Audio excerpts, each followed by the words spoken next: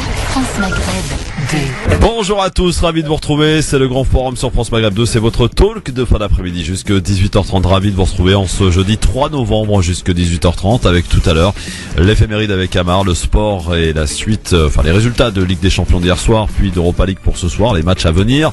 De télé, il en sera question aussi, et puis on conclura cette émission par une très belle chanson à découvrir tout à l'heure, une belle rencontre entre Grand Corps Malade et Richard Boringer à écouter en guise de coup de cœur tout à l'heure. Notre invité, il sera avec nous dès 17h, monsieur François Asselineau, président de l'UPR, peut-être ou pas d'ailleurs candidat à l'élection présidentielle, on lui posera la question. Pour m'accompagner aujourd'hui, quelqu'un que vous connaissez évidemment, Ousmane Timera, comment va-t-il ? Bonjour, je vais très bien. Ousmane, bienvenue. Et puis, quelqu'un que je suis ravi d'accueillir, ça fait longtemps que je lui cours derrière. Sofiane Lakhdari, bonjour Sofiane. Bonjour Christophe, bonjour tout le monde, bonjour Ousmane. Bonjour cher ami. Alors Sofiane, présente-toi un petit peu aux auditeurs, tu fais quoi dans la vie ? Moi je suis infirmier libéral sur Paris et voilà après. Et tu es aussi très au fait de l'actualité, comme beaucoup de gens. Et tu es quelqu'un de très actif sur Twitter, par exemple. Voilà. Par exemple. Ouais, par exemple. Et tu aimes particulièrement la géopolitique internationale, le Moyen-Orient. Oui, parce que moi je pense que tout ce qu'on vit aujourd'hui dépend de ce qui est en train de se passer au Moyen-Orient, en Afrique du Nord, dans le monde en général. Eh bien, on aura l'occasion d'en reparler avec toi, puisqu'on va parler dans quelques instants des enjeux de cette élection américaine qui arrive à J-5 maintenant. On essaiera de dire un petit mot aussi du débat de ce soir. Ils seront 7 pour le deuxième débat sur BFM TV, iTélé des primaires de la droite. Et on en parlera si on a le temps, puis on en parlera de toute façon avec monsieur Asselineau. Alors les avis tranchés de ces messieurs, Ousmane, on va parler de quoi avec toi ? Du Maroc. Ah ouais, d'accord. Qu'est-ce qui passe ? Très bien. Monsieur Sofiane Lakhdari, on va parler de quoi ? Moi je vais parler d'un accord qui vient d'être signé par le Premier ministre canadien avec l'Union Européenne, avec Jean-Claude Juncker. C'est le CETA. Le CETA, ah oui, effectivement. Le coup de cœur d'Ousmane ? C'est toujours le Maroc. Très bien. Et le coup de cœur de Sofiane ? Il va au Liban avec l'élection de Michel Aoun, le général Michel Aoun, qui vient d'être élu président du Liban depuis 29 mois que le pays est sans président. Voilà le programme pour cette émission qui commence, et comme d'habitude bien sûr, par ce fameux zapping que je vous propose d'écouter, et peut-être qu'il sera amené par des commentaires de votre part. On y va, c'est parti. Le zapping, les meilleurs moments qu'il ne fallait pas rater à la télé, à la radio, sur internet, avec une réaction de Stéphane Le Foll à l'issue du Conseil des ministres d'hier, invité à réagir sur des propos de Bruno Le Maire. Ce dernier a effectivement dit qu'il n'avait pas de respect pour le président de la République, François Hollande. Voici la réponse de Stéphane Le Foll. Je trouve que, quelquefois, il y a un certain nombre de personnalités qui devraient, pour reprendre la formule, la fermer. Et que... il y a des phrases qui sont dites et qui n'honorent pas leurs auteurs. J'ai cru comprendre que Laurent Wauquiez a fait une plaisanterie, c'est vrai. Il a fait l'école normale, me dit-on. J'ai l'impression que c'était plutôt l'école anormale. Parce que ce type de phrase, ce type de référence, ce manque de respect, participe aussi, et chacun doit en avoir conscience, de la fragilité et la difficulté d'exercer le pouvoir. Alors ceux qui veulent l'exercer ensuite devraient y penser. Donc c'est un petit message que je leur glisse et de leur dire que dans ces moments, un peu de respect et de retenue, ça ne nuira à personne et ça n'empêchera pas de faire de la politique. Voilà pour le recadrage de Stéphane Le Foll, le porte-parole du gouvernement. Réaction de Younes Belhanda à une critique d'un chroniqueur de RMC qui n'est autre que Daniel Riolo, qui intervient dans l'After, émission de sport le soir, qui avait dit à propos de Younes Belhanda et de son retour dans le championnat français à Nice que c'était une erreur de le prendre. Il avait vrillé, ce n'était plus un joueur de foot car il priait beaucoup. Réponse de Younes Belhanda. Ça me fait rire. Et à l'époque ? À l'époque, j'ai pas voulu répondre parce que je voulais faire d'abord ces 10 premières journées pour montrer que on sait jouer au foot, quoi.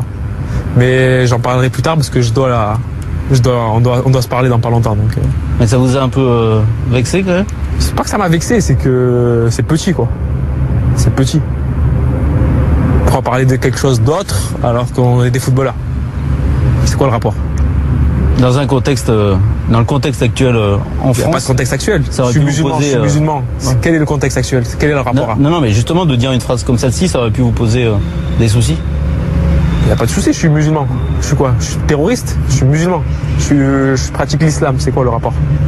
Les sujets, en tout cas, ça a dû vous énerver, forcément. Ça, j'ai pas voulu répondre parce que j'ai pas voulu insulter.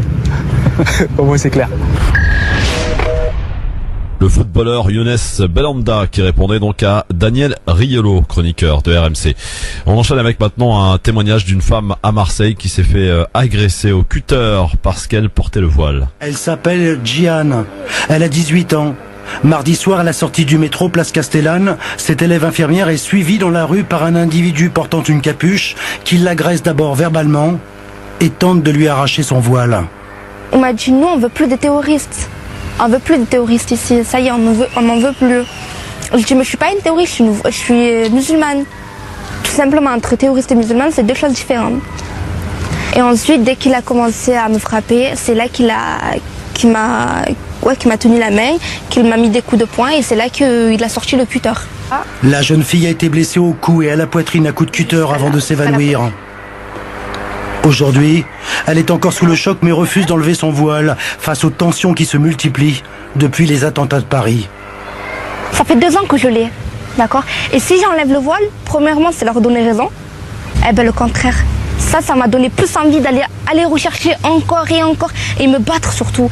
Et aider mes soeurs et mes frères à se battre. Aider les musulmans, on se bat. Parce qu'on n'est pas mauvais, on n'est pas méchants, le contraire. On veut rien, on veut juste la paix. Gian n'a pas identifié son agresseur. Aujourd'hui, elle tente d'oublier et par crainte, elle évite les endroits publics. Et pour terminer ce zapping, justement, on va probablement en parler dans un instant de ce débat de ce soir, deuxième des primaires de la droite, et un soutien de Nicolas Sarkozy qui lui donne quelques conseils quelques heures avant le débat. Éric Ciotti. Bon, il doit être lui-même, il a un projet qui fait la différence, qui est différent. Et ce projet, il faut qu'il se déroule, il faut qu'il se développe, il faut que les Français aillent voter sur ce projet, autour d'idées, et pas sur des a priori ou pas sur des caricatures. Ce qui va se jouer dans cette primaire, c'est l'avenir de la France. Ce sont ces 5 années, et il faut le faire sur une base très claire, avec un projet très clair. Voilà pour ce zapping, messieurs. Est-ce qu'il y a un élément qui a retenu votre attention? Honneur à Sofiane. Oui, moi, ces actes islamophobes qui sont à répétition malheureusement et qui commencent à se banaliser de plus en plus dans notre pays. Alors voilà, je dirais que au moins elle dénonce, au moins il y a des gens qui agissent comme le CCIF ou d'autres associations au niveau local. Ousmane? Écoutez, la première des choses, c'est que je suis tout cœur avec ces personnes qui se font agresser, de tout cœur parce que personne n'a à être agressé pour quelque raison que ce soit d'ailleurs.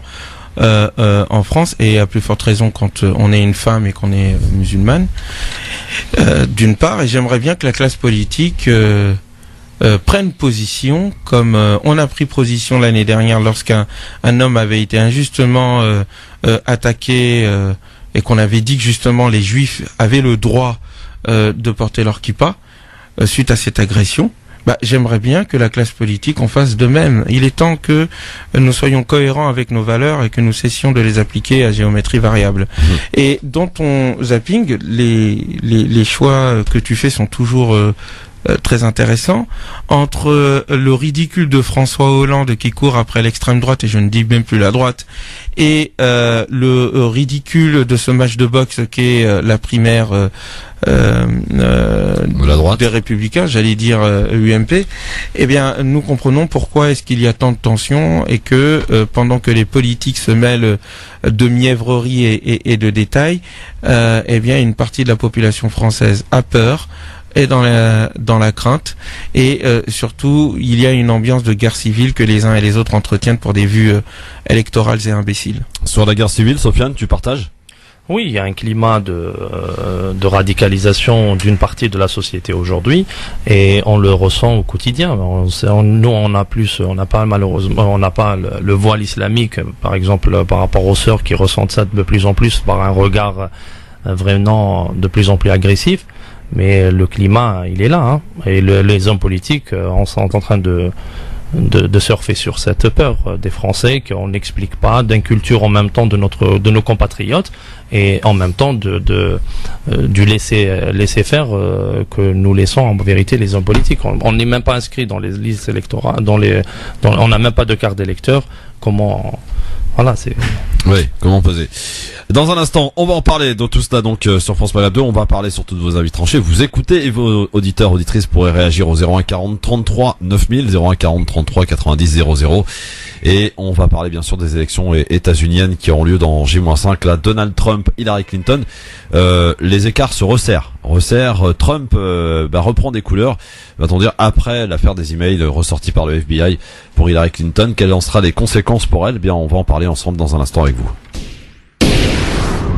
France Maghreb 2, France Maghreb 2. Le grand forum sur France Maghreb 2. Merci d'être avec nous, avec aujourd'hui Sofiane Lakhdari et Ousmane Timera pour nous accompagner. Je rappelle qu'à 17h on recevra monsieur François Asselineau, président de l'UPR, pour parler évidemment un petit peu du programme et d'actualité politique intérieure, mais aussi de politique extérieure avec François Asselineau, qui a certes un avis un petit peu qui change. D'ailleurs, c'est peut-être pour ça d'ailleurs qu'il n'est pas invité souvent sur les plateaux de télévision ou le grand radio, Sofiane. Non, François Asselineau, on ne voit pas beaucoup. Hein. Comme pas mal d'hommes politiques qui tiennent pas le discours qui est ambiant aujourd'hui. Voilà, c'est ça. Alors, juste avant de passer à vos avis tranchés, avant de parler des États-Unis, le deuxième débat de ce soir, donc diffusé sur BFM TV, iTélé, à partir de 20h30 jusqu'à 23h.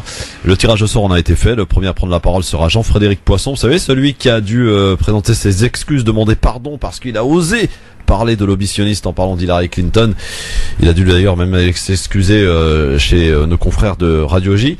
Preuve quand même qu'aujourd'hui dans ce pays il y a quand même des choses qu'on n'a pas le droit de dire, visiblement.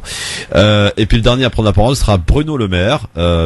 Alors a priori on nous annonce un débat un peu plus offensif que le premier, qui était un débat, j'allais dire, de ronde d'observation. Là apparemment Sarkozy pourrait passer à l'attaque et attaquer en particulier son adversaire direct, Alain Juppé. Qu'en attendez-vous, Ousmane? D'abord, est-ce que tu vas regarder d'abord? Non, j'ai pas le temps. J'ai des choses plus intéressantes à faire, notamment écrire et lire et m'occuper de mes enfants. Non, je regarderai pas parce que moi déjà j'ai un problème avec les primaires de manière générale. Je trouve que c'est une manière de rafistoler un peu le malade qu'est notre démocratie. Il faut du spectacle, il faut de l'arène, parce que mine de rien ça s'essouffle, les gens ne votent plus trop, on regarde plus trop les débats télévisés, on en a assez des hommes politiques, donc allez, on va faire un match dans le match, histoire de maintenir un peu tout ça en l'air, entre guillemets, en l'air et dans les airs. Alors, je regarderai pas parce que de toute façon, je pense que c'est Alain Juppé qui gagnera.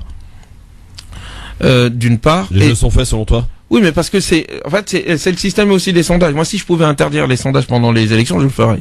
Pourquoi? Parce que les sondages sont des prophéties auto-réalisatrices. Donc en fait, c'est comme un tiercé au fait. Hein. On voit à peu près, tout le monde dit, les pronostics disent que c'est tel cheval qui va gagner, et donc tout le monde va parier sur tel cheval. Il n'y a pas d'outsider possible? Non. Alors, François Fillon a fait une meilleure campagne que Bruno Le Maire. Ça c'est clair. Bruno Le Maire a fait vraiment un pchit. Ouais. Et c'est bien pour lui, ça lui permettra de redescendre un peu et de fonder un peu plus son discours. Mais ils ont les mêmes discours. Et le problème, c'est que ils sont tous en train de s'aligner sur le plan économique sur François Fillon. Donc c'est la réduction à tout va. Je réduis. Et sur le plan sécuritaire, tous sur Nicolas Sarkozy. Alors après, il y a Monsieur Juppé, qui essaye de surfer tranquillement, en faisant pas trop de vagues, parce que il a l'avantage du ras-le-bol qu'on a pour les autres, c'est tout. Mais voilà, entre la rue du Cirque de François Hollande et Big Malion et Big Malion, ça veut dire Pygmalion, c'est-à-dire c'est un monsieur qui justement faisait des masques en fait et faisait vivre des statues, enfin voulait faire vivre une de ces statues et il va périr à cause de cela. Donc ça en dit long. Ça dit que les hommes politiques d'aujourd'hui sont avant tout prisonniers du média, prisonniers des communicants et prisonniers de l'absence de projet. Quoi qu'il en soit, Sofiane, sur le fait qu'on a à peu près tous le même programme, à l'exception près quand même de François Fillon, qui en matière de politique étrangère apporte une certaine nuance. Oui, tout à fait. Quand on voit, contrairement à Ousmane, j'essayerai de regarder. Moi, je nuance pas là. Moi, j'attends qu'au bazooka, moi. Moi, j'essaye un peu je vais regarder ce débat parce que je pense, à mon avis, que celui qui sortira vainqueur de ces primaires sera le prochain président de la République. Et je serais intéressé de voir leurs propositions sur le plan économique et sur le plan de la politique étrangère.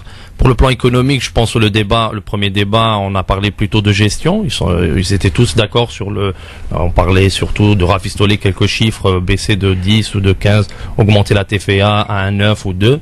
Voilà, mais sur la politique étrangère, il y a que Fillon qui essaie d'ouvrir un axe avec la Russie, contrairement à monsieur Juppé qui est un néoconservateur français. Rappelons qu'il a été ministre des Affaires étrangères sous Sarkozy, donc voilà. Et parmi les premiers à fermer l'ambassade française en Syrie et de couper les liens et de toute information à l'intérieur de la Syrie, chose qui est reprochée, y compris par monsieur Chevalier, qui était l'ambassadeur de France en Syrie à l'époque. Non, mais c'est quoi l'avantage de... Moi, je suis ni pro-russe ni pro-américain. Je pose la question, quel est l'argument de dire il faut se rapprocher de la Russie? Pour lui, monsieur Fillon, il pense que sans la Russie, le combat contre le terrorisme ne pourrait pas être gagné en Syrie. Chose que pas mal d'experts aujourd'hui en parlent. C'est une alliance et non pas une confrontation avec la Russie, en plus d'une confrontation avec l'État islamique. Donc, au fond, la France, elle a déclaré presque la guerre à la Russie en accordant des sanctions contre la Russie sur le plan économique, avec un accord des Américains et des Allemands. On voit qu'une diplomatie française n'est plus indépendante, elle est dans un suivisme aveugle de la politique de l'OTAN guidée par les Américains. Et aujourd'hui, François Fillon, il veut ouvrir un nouveau chapitre avec la Russie, non pas seulement s'allier, mais essayer d'avoir une confrontation au niveau idée, au niveau de ce qu'on veut faire. C'est pas une confrontation. Et sur la politique aussi avec les pays du monde arabe, en l'occurrence le Qatar, l'Arabie Saoudite, lui, il propose, Fillon, en tout cas, de ne pas traiter avec ces gens-là. Non, il ne propose pas de ne pas traiter. Il est plus diplomatique dans ses propos. Il parle comme ça. Ça ressemble. Oui, parce qu'il dit, voilà, je veux avoir lui, il considère qu'aujourd'hui, la source de ce fondamentalisme vient du wahhabisme et vient d'Arabie Saoudite, chose qui n'est pas vraiment à exclure. Surtout qu'on sait qu'aujourd'hui, le financement et les milliards de dollars qui arrivent au quotidien à ces membres de fondamentalistes viennent de certains émirs, que ce soit du Qatar, de l'Arabie Saoudite, également du Koweït et des Émirats Arabes Unis. Mais on parle que de l'Arabie Saoudite et du Qatar, de ces pétromonarchies. Lui, il a cette vision. Maintenant, essayons de voir les arguments, mais il dit que je veux avoir une discussion claire avec des alliés, pseudo-alliés avec lesquels on traite et on vend énormément d'armes aujourd'hui. Oui, le problème, il est là. C'est pour ça que j'ai du mal, moi, avec parce qu'en fait, on est dans des réactions. Soit on est pro-américain, soit pro-russe. Moi, je pense que la France doit être pro-France, tout d'abord, et pro-humain, pro-humanité. Et c'est un peu ces politiques à deux balles d'empire perdu. Parce que la France est, est nostalgique de son empire qu'elle n'a plus et essaye de rentrer dans les wagons de n'importe quel empire qui passe à côté, les États-Unis ou la Russie ou ailleurs. Et je pense qu'il faut avoir une politique beaucoup plus intelligente, déjà avec l'ensemble des pays d'Afrique de l'Ouest et du Maghreb, les anciennes colonies entre guillemets, d'avoir des rapports non pas d'anciens colonisateurs envers des anciens colonisés, mais d'égal à égal.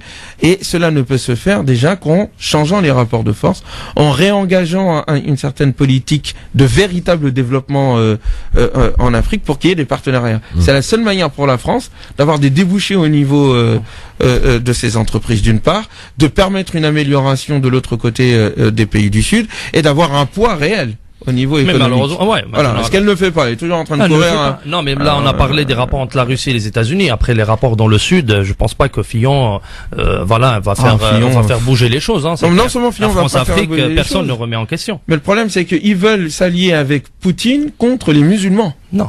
Ah si, parce que ce que Poutine il dit tout au fond, quand il attaque, soi-disant Daesh, il attaque Daesh, mais il attaque d'autres personnes qui n'ont rien à voir avec Daesh. Par exemple, Al-Qaïda. Non, pas seulement Al-Qaïda, il y a aussi les rebelles. Il y a les rebelles démocrates, le soutien ou le soutien qu'apporte la Russie à Bachar al-Assad, il l'apporte à un dictateur, faut pas oublier quand même. Et il soutient des régimes seulement, les uns et les autres ne soutiennent pas les mêmes régimes, c'est juste le problème qu'il y a. Mais quand à un moment donné, au nom du terrorisme, Poutine massacre ce qui est de continue à dominer et à coloniser la Tchétchénie sous Kadyrov, il s'appelle, hein. Kadyrov. Ouais, Kadyrov. Et limite, on est en train, par réaction à Daesh, faire passer Kadyrov comme étant un enfant de cœur. Bon, voilà. Donc moi, entre la Poutine et Obama, moi je suis pour quelque chose d'autre. Mais bon, ça c'est à la France de le créer. Sofiane, mais avant juste, de passer la vie tranchée. Oui, mais juste, voilà, pour les musulmans, il y a 70% de musulmans sunnites en Syrie, il y a des musulmans en Irak, il y a des musulmans au Liban. Aujourd'hui, s'il est en train de s'allier avec eux, c'est pas contre les musulmans, c'est contre une frange, Poutine. Il est contre une frange de certains fondamentalistes. Quand tu parles, d'accord, il est pour ses intérêts. Bien sûr. Avant tout. C'est pas une ONG humanitaire, la Russie, hein, c'est clair. Les clairs. Faut pas oublier que Mollah Omar avait été à un moment donné emprisonné à Mans, il avait été arrêté par les Russes.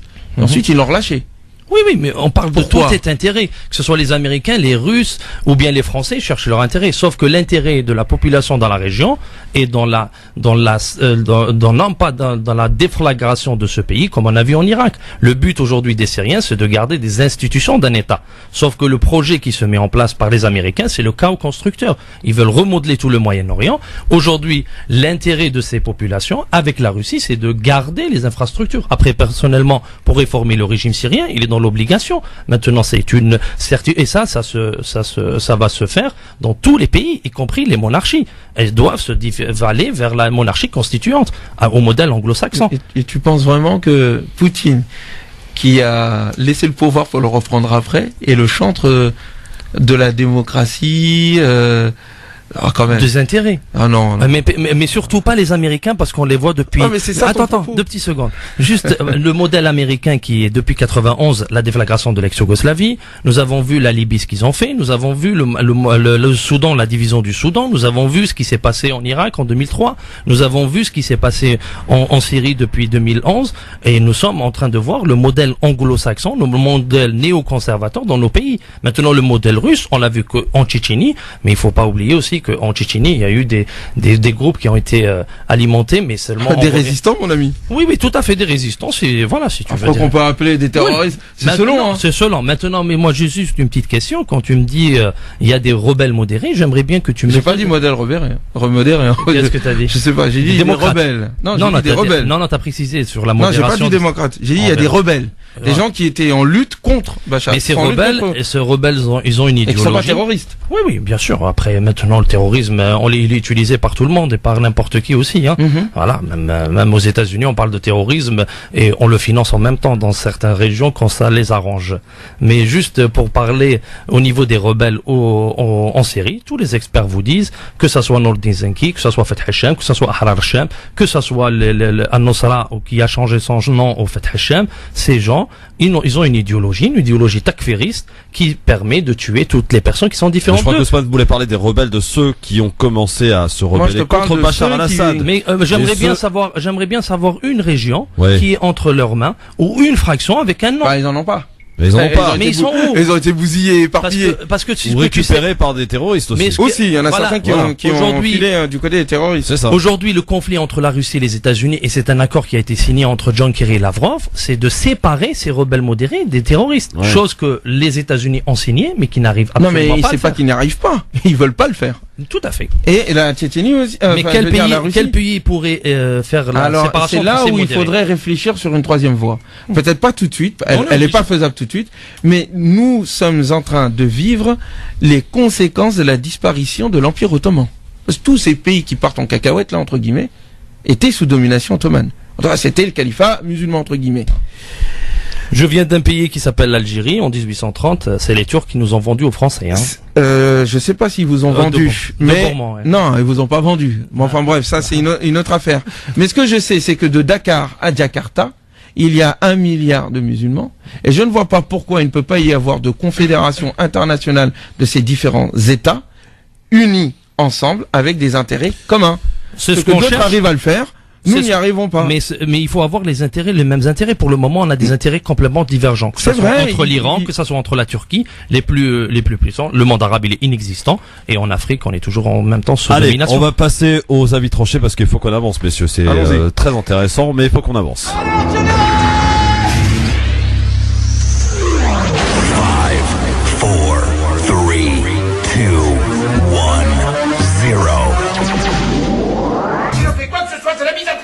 Alors piétinez-moi, allez-y!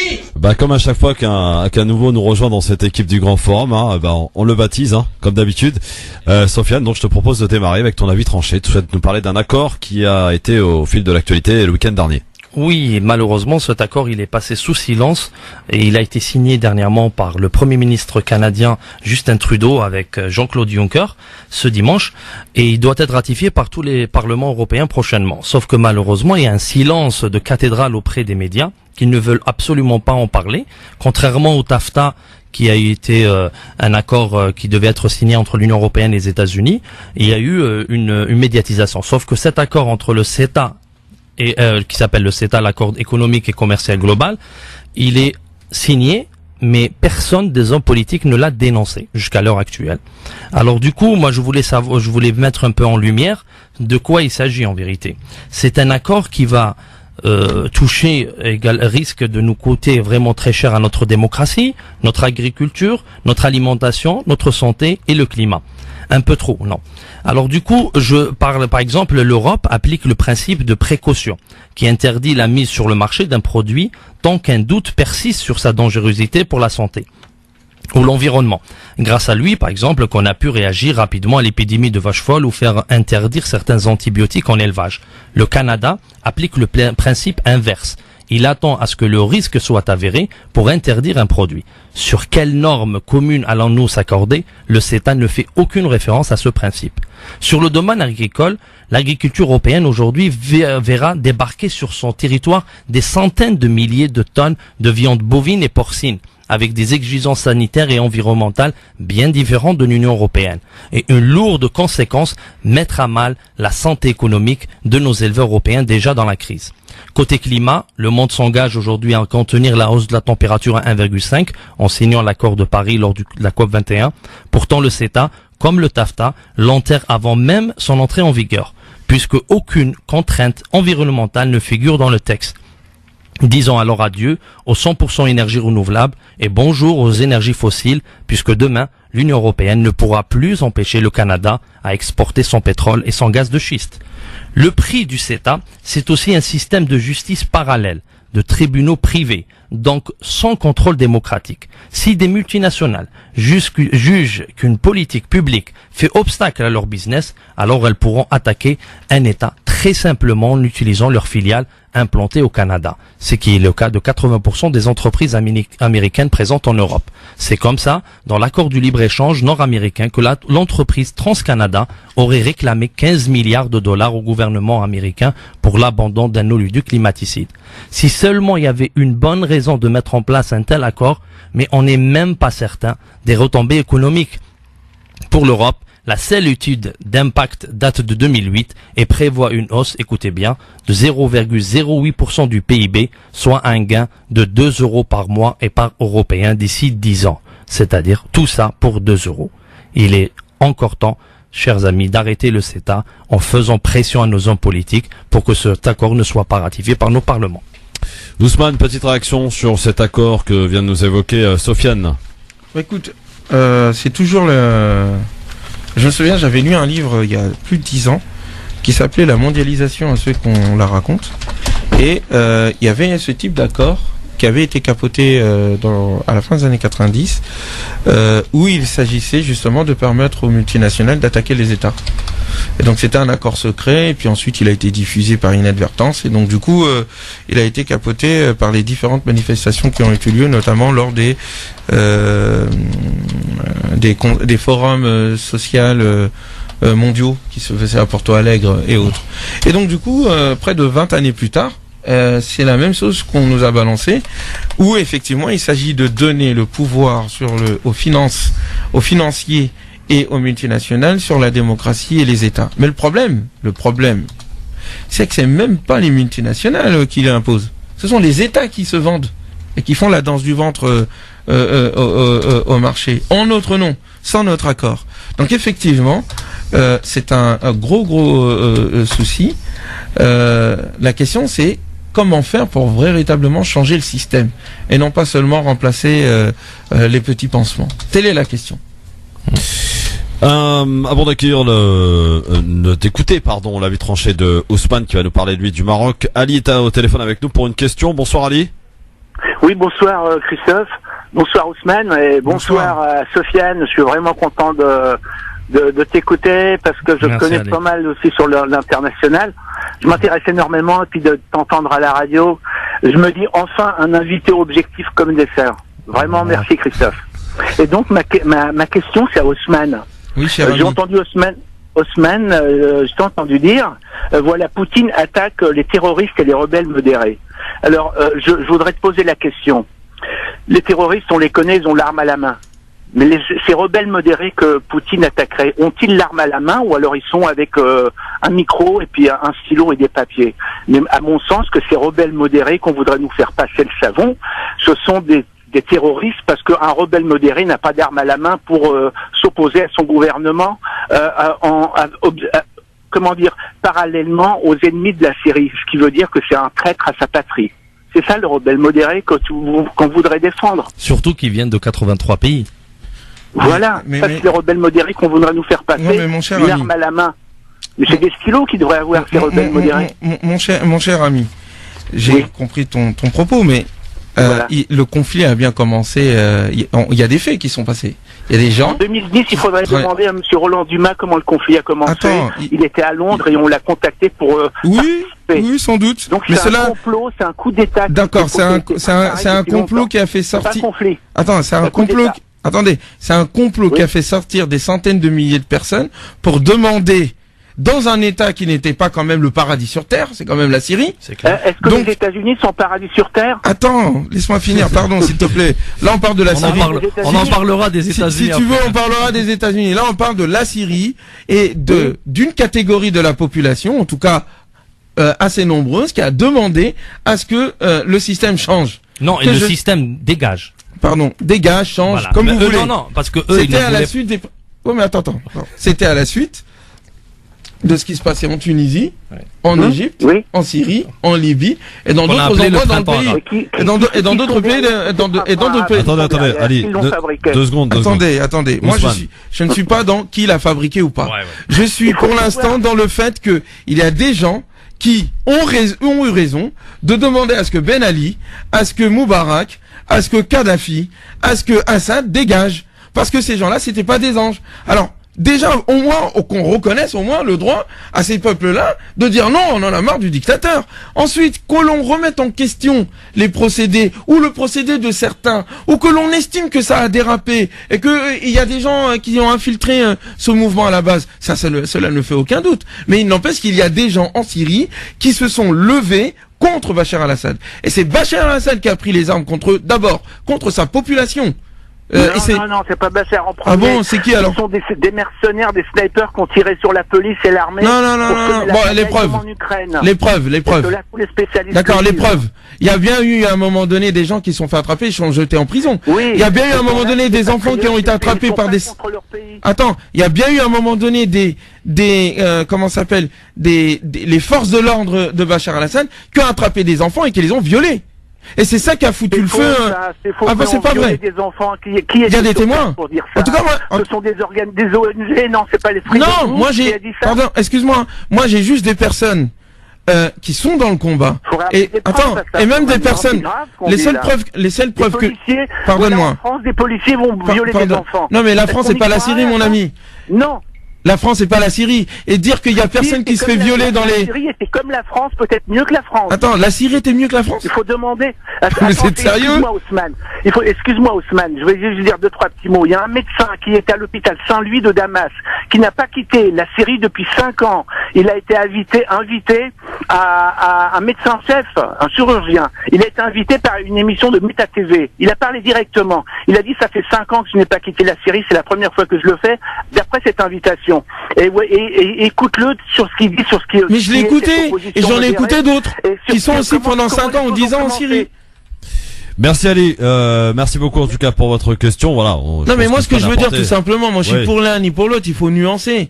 Dire que Poutine c'est Superman et que le mec il est là pour sauver la Terre, faut qu'on arrête. Poutine comme les États-Unis c'est des colonisateurs. Ils sont là pour leurs intérêts. Et que quand à un moment donné les pays arabes et les leaders arabes sont incapables de voir ça, honte à eux. Quand un autre pays vient aider un autre pays, c'est jamais gratuitement. Et la Turquie dans tout ça? la Turquie joue son rôle, malheureusement. Mais Ousmane, ou heureusement, je sais pas. Ousmane, il veut le retour de l'Empire ottoman. Non, moi je veux pas l'Empire ottoman, Harry.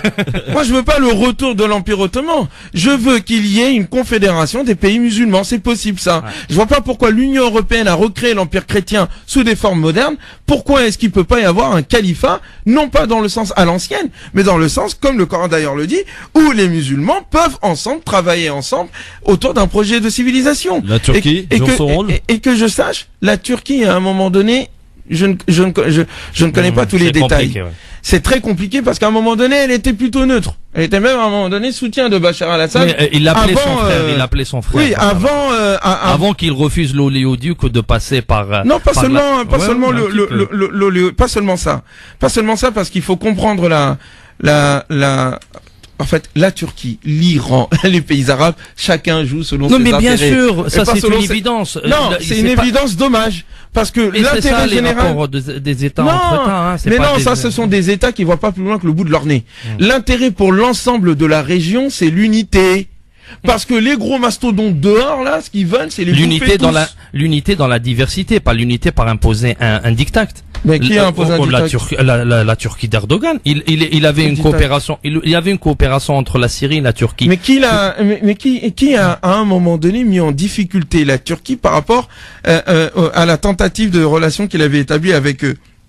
Et la Syrie et l'ensemble des pays arabes. Ce sont les pays arabes. Moi, tout d'abord, je vais te je finis juste, qui n'agissent pas selon les intérêts de leur peuple, selon les intérêts de ceux qui les commandent. Il faut savoir que les dirigeants arabes ne sont pas élus par leur peuple. Exactement. Déjà, la légitimité de ces dirigeants ne représente qu'eux-mêmes. Quand on voit la Libye, quand ils sont décidés de appeler l'OTAN et d'appeler Bernard-Henri Lévy à détruire la Libye, c'était la Ligue arabe avec Hamad Ben Jassem qui est du Qatar, qui sont partis à l'ONU demandant à Sarkozy et à David Cameron de venir et bombarder la Libye. Je suis d'accord. Voilà. Ça, ces dirigeants ne représentent c'était dans leur intérêt. C'était dans leur intérêt parce que c'était des vassaux. Non, l'intérêt de leur pays. Quel pays? Non, leur pays, le Qatar. Qui représente. Leur peuple ne savent même pas ce qui est en train de se passer. Ils ont agi dans leur intérêt, dans l'intérêt de leur employeur. Dans l'intérêt de l'employeur, dans l'intérêt de leur bien sûr. On se met à la rapide et on continue d'en parler parce que c'est très intéressant. On va aussi écouter l'avis tranché de Ousmane Timera. Y a pas de souci, c'est en lien d'ailleurs. Hein, tout cela avant que François Asselineau normalement devrait arriver. Il me fait peur là, il est pas là encore. Bon, on devrait pas tarder de l'avoir. Tu as eu peur? Non, j'ai pas peur. Non, mais le débat il est riche là. Ah oui. Il s'est dit non, les deux là ils vont bouffer là. Ouh là là. Hein? Peut-être. Bon, Sofiane, calme-toi. Calmez-vous, Ousmane. Sofiane, il est calme. Hein. France Maghreb 2, France Maghreb 2. Merci d'être avec nous sur France Maghreb 2. C'est le grand forum évidemment, jusque 18h30, avec normalement notre invité qui devrait pas tarder d'arriver, Monsieur François Asselineau. Messieurs, faut qu'on avance, donc on va, si vous le voulez bien, passer donc directement à l'avis tranché de Ousmane Timera, avec qui on va parler du Maroc aujourd'hui. Oui. C'est à la fois aussi mon coup de cœur, mais on en parlera après. Mais mon avis tranché, c'est par rapport à ce qui se passe au Maroc. Je crois que vous êtes plus au courant que moi. En tout cas, on est tous au courant de ce qui s'y passe. Beaucoup de contestations ont lieu suite à la mort tragique d'un homme à qui on avait confisqué ses poissons. Qui, en tout cas d'après ce que j'ai compris, ne devait pas être pêché. Et ensuite, après avoir jeté sa marchandise dans la benne, celui-ci décidé, parti les rechercher, puis malheureusement, l'accident eut lieu, il fut broyé. Une mort aussi atroce dans des conditions aussi ridicules a de quoi effectivement mettre en colère. Et c'est de la bonne santé d'un pays et d'une nation que de voir des individus se lever contre de telles injustices, protester et demander un changement. C'est de la vitalité malgré les craintes des uns et des autres. Je pense que l'État marocain, comme l'ensemble des États de la région, doit apprendre qu'aujourd'hui les peuples ne supportent plus de se faire maltraiter, ne supportent plus l'inégalité, ne supportent plus l'injustice, veulent la dignité. Et tant que les États, les forces de l'ordre, l'administration et toutes les personnes qui sont en haut n'auront pas compris cela, qu'ils s'attendent à ce qu'un séjour on les fasse dégager comme on fit dégager d'autres. C'est l'avis tranché de Ousmane Timera. Sofiane? Tu le partages? Moi, peut-être y apporter quelques nuances. En moitié, voilà. Moi, le Maroc, ce qu'on est en train de voir dans ces vingtaines de villes marocaines où il y a un soulèvement, où il y a des manifestations demandant réparation et justice à ce qui vient d'être de cet acte déplorable, il est à féliciter. C'est un acte encourageant. C'est une population qui vit. Mais par contre, moi, ce que j'ai peur, c'est une instrumentalisation politique, parce que aujourd'hui, au Maroc, il y a une certaine liberté. Il y a des élections. On a vu dernièrement des élections où il y avait un très faible taux de participation. Oui. Voilà, contrairement à la Tunisie où les gens ne pouvaient même pas s'exprimer ou parler politique, au Maroc aujourd'hui les gens bougent. Et moi, ce qui m'a interpellé, peut-être Ousmane tu l'as pas vu, mais dans le RIF marocain, le drapeau marocain il était inexistant. Il y avait un drapeau du RIF marocain et des questions de séparatisme. Ça, c'est la deuxième partie de mon intervention. C'est les questions de séparatisme qui me posent beaucoup de problèmes. Moi, j'ai énormément de critiques envers le roi ou envers le Merzen, mais voir un pays frère se faire déstabiliser sur la base de manifestations légitimes, j'ai peur. C'est de ça, j'ai peur en vérité d'une instrumentalisation à des fins occultes où le Marocain sera la chair à canon aux intérêts occultes et les intérêts... Ils seront arrivés. Moi, je vais juste, Christophe, tu peux aller ouvrir. Il y a notre ami qui vient d'arriver. Moi, pour finir, par rapport à ce que tu viens de dire, Sofiane est parti. Par rapport à ce que tu viens de dire, effectivement, je crois qu'il faut aussi tenir des leçons, tirer leçon de ce qui s'est passé auparavant et ne pas être entre guillemets l'ami gros bêta qui finit par détruire celui qui voulait protéger. Oui, en tout cas, vous pouvez réagir et nous donner votre avis sur le mobile répondeur, notamment sur la situation au Maroc qui questionne, interroge 06 18 21 56 41. Voilà, le voici, il est pile à l'heure en plus, c'est parfait. C'est notre invité que nous allons accueillir, on le laisse s'installer évidemment tranquillement. Le temps, messieurs, peut-être de parler de ce qui va se passer dans 5 jours aux États-Unis, puisqu'il va y avoir, vous n'êtes pas sans le savoir, des élections. Et ce casting proposé aux États-Unis, aux Américains, est Donald Trump et Hillary Clinton. Et Sofiane souhaitait qu'on en parle parce qu'il a quelques informations et éléments à apporter par rapport à cette élection. Sofiane, est-ce que franchement les élections aux États-Unis, c'est ce qu'on est en train de nous vendre dans les médias français, à savoir que Hillary Clinton de toute façon va l'emporter? Moi je pense pas que c'est sûr et certain, surtout quand on voit les dernières révélations. Juste pour nos éditeurs, ce qui s'est en train de se passer aux États-Unis, aujourd'hui, il y a 33 000 mails d'Hillary Clinton qui ont disparu de sa réserve privée, de son serveur privé. Il faut savoir qu'aux États-Unis, il y a un serveur qui doit être utilisé par tous les diplomates, et chose que Hillary Clinton condamnait lorsque les républicains l'utilisaient en 2012, en 2009 quand elle était dans l'opposition. Aujourd'hui, elle utilisait un serveur privé. Le jour où ça a été révélé, elle a imprimé tous ces documents et elle a donné au FBI, mais sauf qu'il manquait 33 000 mails. Ces 33 000 mails viennent d'être découverts dans la boîte mail du mari de la directrice de cabinet, qui est Oma Abadine, qui s'appelle Weiner, Mr. Weiner, qui vient d'être découvert certains éléments de ces emails dans sa boîte, dans son ordinateur. Alors peut-être qu'aujourd'hui, la réouverture de ce dossier par le FBI, lorsqu'il a clôturé au mois d'août de non-poursuite, aujourd'hui sa réouverture, pense qu'il y a une dynamite qui a été découverte dans ces mails, surtout quand on connaît les liens de la fondation Clinton avec certains pays qui finance le terrorisme ou l'islamisme fondamentaliste et les djihadistes. Aujourd'hui, aux États-Unis, il y a comme une bombe qui vient de se faire. On en parle depuis quelques semaines, sauf qu'en France, on vient de se réveiller parce qu'on peut pas contourner ou on peut pas éviter de ne pas parler. Les sondages, certes, ils sont utilisés de part et d'autre des deux côtés, que ce soit du côté de Trump ou du côté d'Hillary. Je pense qu'aujourd'hui, au sein des démocrates et aux sympathisants de Bernie Sanders, surtout dans les révélations de Wikileaks, il y a beaucoup de démocrates qui sont très déçus et qui risquent de ne pas y aller voter ou bien d'aller voter contre Hillary Clinton, c'est-à-dire vers Donald Trump. Donald Trump qui a une certaine réserve quand même s'il a été lâché par son propre camp, il a une certaine réserve aussi. Mais il est bien conseillé, surtout par un certain général Flynn, qui est l'ancien de la DIA, c'est l'action militaire, service secret militaire, le général Flynn, qui a déclaré en 2012 qu'à partir de 2012, il avait alerté le département d'État comme quoi l'imminence de l'État islamique. Ce général Flynn, aujourd'hui, c'est le conseiller numéro 1 de Donald Trump. Ouais. Ousmane, en un mot? En un mot, déjà, je suis très content de cette analyse apportée par Sofiane, qui sont factuelles. Donc c'est très bien. Mais indépendamment de tout ça, je pense que les enjeux vont au-delà de quel que soit celui qui sera élu, hein, Trump ou Hillary Clinton. La ligne directrice de la politique américaine restera la même, parce qu'en réalité ceux qui décident de la politique américaine sont d'abord et avant tout à Wall Street, au sein et avec un certain nombre de hauts dignitaires et de hauts dirigeants, certains connus et d'autres pas. C'est ça d'abord qui fixe la ligne directrice de la politique américaine, tant intérieure qu'extérieure. Les présidents ne sont que des exécutants et n'agissent que dans le cadre restreint de ce que leur est permis de faire. Cependant, je pense que il y a des choses bien plus graves, je pense, effectivement, derrière cette affaire. Mais que un certain nombre d'intérêts feront qu'on n'ira pas plus loin. Mais sauf que peut-être on est en train de vivre un nouveau moment aux États-Unis.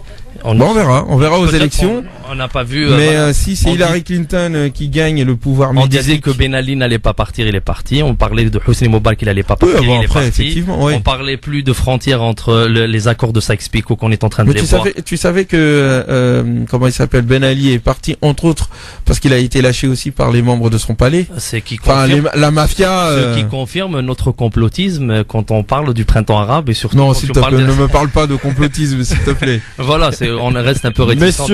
Messieurs, on va accueillir notre invité. Oui. France Maghreb 2, l'invité de la rédaction. Et ça nous fait plaisir d'ailleurs de le revoir. Il est passé à plusieurs reprises dans nos studios. Monsieur François Asselineau, bonjour, bienvenue dans nos studios. Bonjour. Comment allez-vous, monsieur Asselineau? Je vais bien, merci. Depuis qu'on s'est vu, y a de quoi dire, de quoi faire, de quoi analyser, d'autant plus qu'on rentre dans une période importante dans notre pays qu'est la France, une période électorale, présidentielle, législative, avant même les primaires.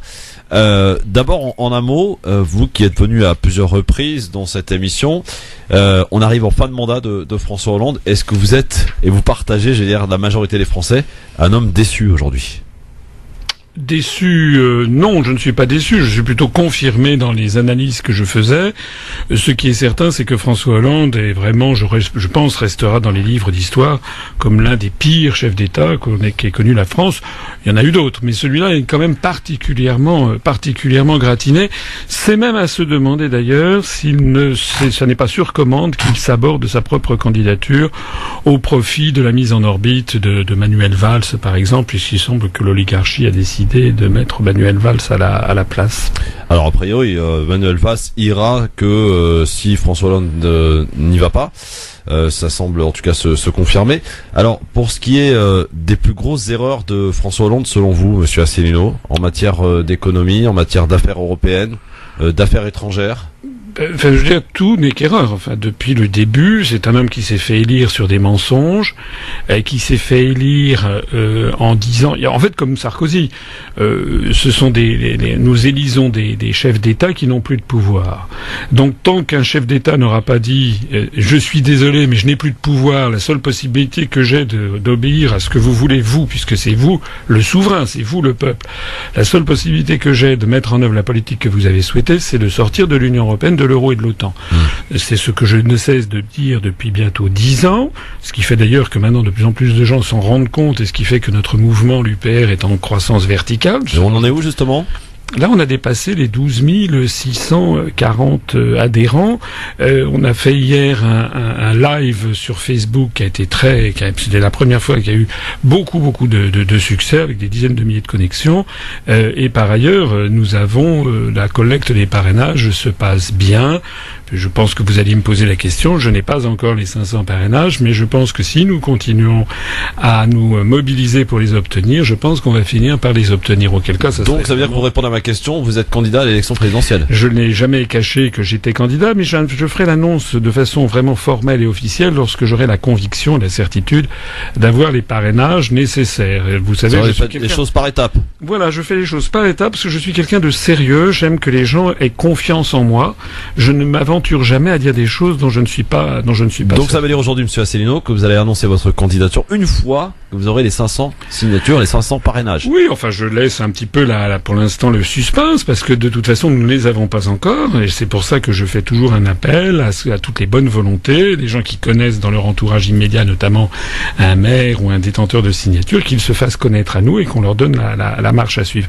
Mais honnêtement, je pense que j'ai vraiment de sérieuses chances d'avoir ces 500 parrainages, et j'ajouterai deux choses. La première, c'est que des remontées de ce qui vient du terrain, il semble que les Français risquent d'avoir en 2017 la même distribution, comme on dit dans les films, que en 2012. C'est-à-dire on aura à peu près les mêmes qu'en 2012. Il n'y aura probablement pas de tête nouvelle, si ce n'est la mienne, si je parviens à avoir les parrainages. La deuxième chose sur laquelle je voudrais revenir, c'est ce que la conversation à laquelle j'ai participé à la fin de l'émission précédente, sur ce qui se passe aux États-Unis. Ce qui se passe aux États-Unis, je suis tout à fait d'accord avec ce que disait Sofiane tout à l'heure. Moi, je pense que M. Trump a de sérieuses chances d'être élu. Il suffit d'ailleurs de regarder ce qui se passe depuis des mois. Nous avons des contacts aux États-Unis.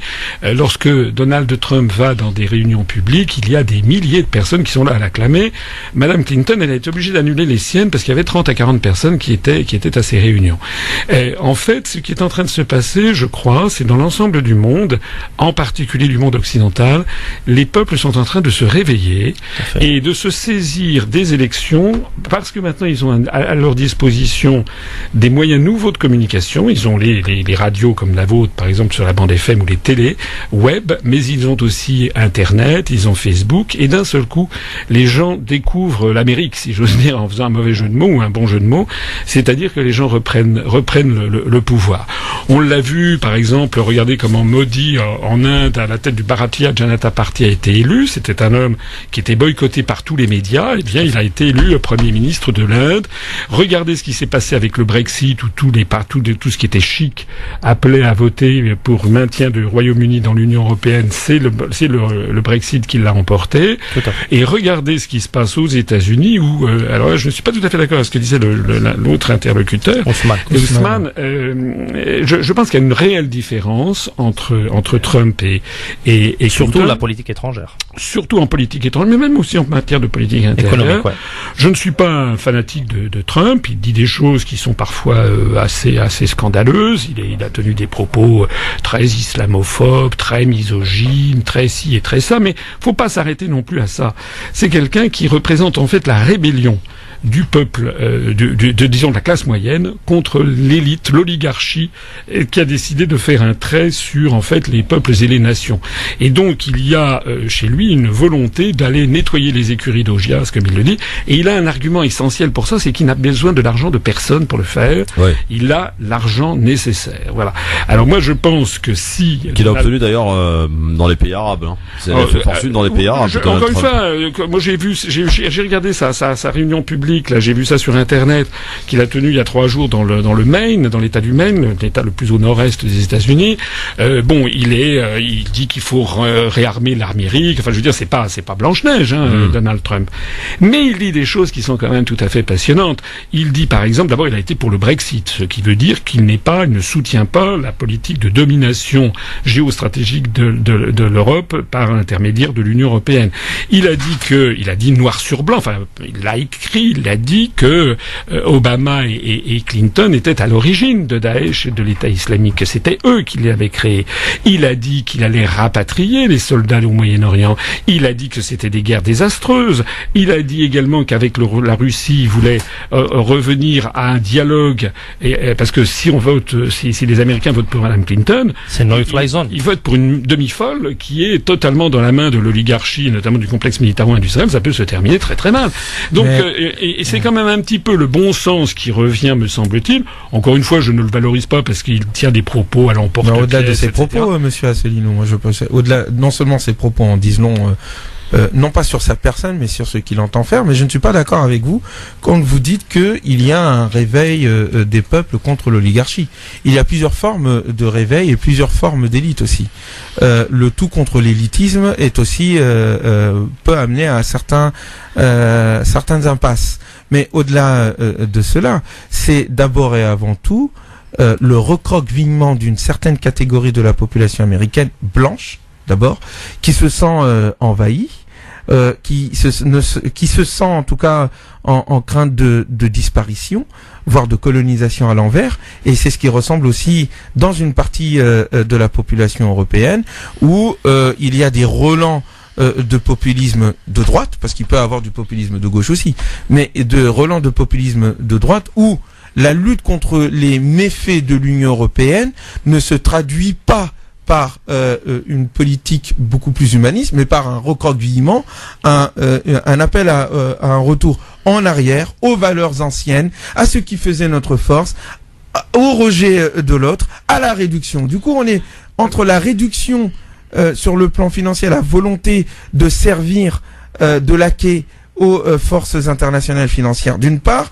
et à cela répond une forme de volonté de balkanisation ou de recroquevillement et de rejet de l'autre. Ça, je suis donc on est dans ces deux... Non, justement, c'est une... Ça, il n'y a pas que ça chez Trump, mais il y a surtout ça. Non, mais c'est l'alternative qui est présentée par l'oligarchie. Pourquoi est-ce que vous croyez que Madame Le Pen est constamment dans les médias français? Pourquoi est-ce qu'elle a été reçue en grande... Depuis quelque temps, il y a un petit peu moins, mais... c'est parce qu'elle n'en a pas envie. Oui, c'est parce qu'elle se réserve pour la suite. Pourquoi elle a été reçue en grande pompe par le magazine Time à New York, etc. Pourquoi, dans tous les pays d'Europe, les grands médias qui sont tenus par l'oligarchie, à la fois font la campagne de Madame Clinton. C'est effarant de voir, par exemple, comment mais tout le monde est derrière Clinton, la campagne, alors que c'est quand même... Je tiens à préciser quand même quelque chose, c'est que Madame Clinton, c'est quand même la mafia. Et c'est pas une formule. Non, mais de toute façon, c'est pour ça qu'elle est mal aimée aux États-Unis. Non, mais c'est pas mal aimé. Nous avons affaire, parce que tout à l'heure, Sofiane citait la rouverture du dossier par James Comey, qui est de l'FBI.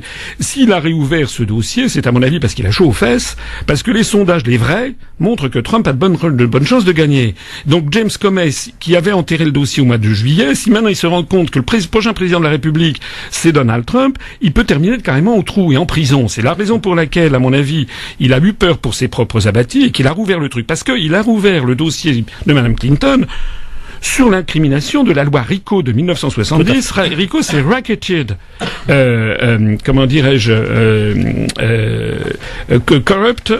Influence Corrupt Organization, c'est-à-dire une loi qui vise les organisations criminelles qui agissent par l'intimidation et la corruption. C'est le crime organisé. Donc, d'ailleurs, Madame Clinton a de sérieuses chances d'aller en prison si Monsieur Clinton... Alors, cette oligarchie mafieuse et criminelle qui a pris le pouvoir, là, a également mis la main sur les grands médias en Occident, et ces grands médias ont intérêt à faire croire à la fausse problématique que vous avez évoquée, à faire croire que si l'on n'est pas pour la destruction de tous les acquis sociaux, si on n'est pas pour l'abolition des frontières, ce serait à ce moment-là qu'on serait favorable aux chambres à gaz ou à quelque chose. Or cette problématique-là, elle est fausse. C'est exactement ce qui est en train d'ailleurs de présenter le Brexit avec Madame May.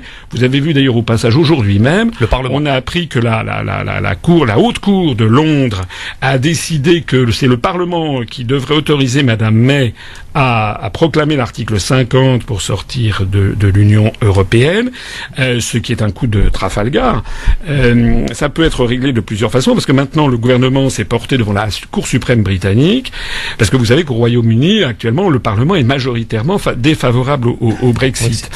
Donc ça va être la Cour suprême britannique qui devra trancher début décembre pour savoir si le référendum prévaut sur la position du Parlement. Si d'aventure la Cour suprême confirmait que c'est le Parlement qui doit valider le vote du peuple, ce serait absolument ahurissant, mais je pense que Madame May à ce moment-là sortirait un joker qu'elle a eu d'ailleurs tort de ne pas sortir auparavant, c'est la dissolution de la Chambre des communes et faire appel au peuple pour trancher le débat. Mais on voit bien derrière cette affaire britannique que l'oligarchie n'a pas dit de son dernier mot et qu'elle tend à revenir. Elle veut revenir sur la décision souveraine des peuples. Moi, j'entends ce que vous dites, mais je ne vous mets pas. Je comprends que vous y ait une nuance c'est pour ça que je disais qu'il y a différentes formes.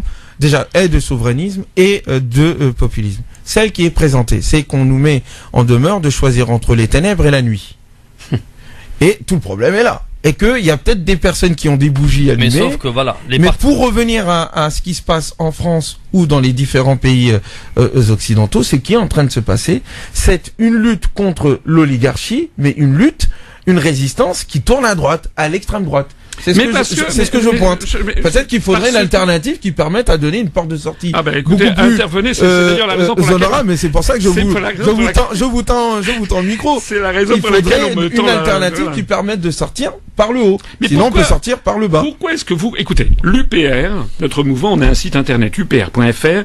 Depuis maintenant plusieurs semaines, il est devenu le site le plus consulté de tous les partis politiques français. Sans pub. Bon, sans pub, sans intimidation, dans les grands médias. On a fait 1% des voix, 0,9%, on a fait 190 000 électeurs aux dernières élections régionales. Je pense que si je suis candidat, je pèse mes mots, je pense que je vais faire la surprise des élections de 2017. Ça sera moi, la surprise. Mais encore faut-il que je sois candidat. Or, tous les grands médias refusent de me donner la parole. C'est quand même hallucinant. Et on a saisi le Conseil supérieur de l'audiovisuel, le CSA, qui vous a répondu, qui nous a encore une fois répondu de façon dilatoire, du style c'est très intéressant ce que vous dites, on va réfléchir. Bon, mais qui est le président du CSA? C'est Monsieur Schramek. Monsieur Schramek est l'ancien directeur de cabinet de Jospin. Est-ce que vous imaginez ce que l'on dirait si, par exemple, en Russie, l'organisme chargé de l'égalité d'accès des forces politiques aux grands médias russes était un proche de Poutine? On en ferait des gorges chaudes.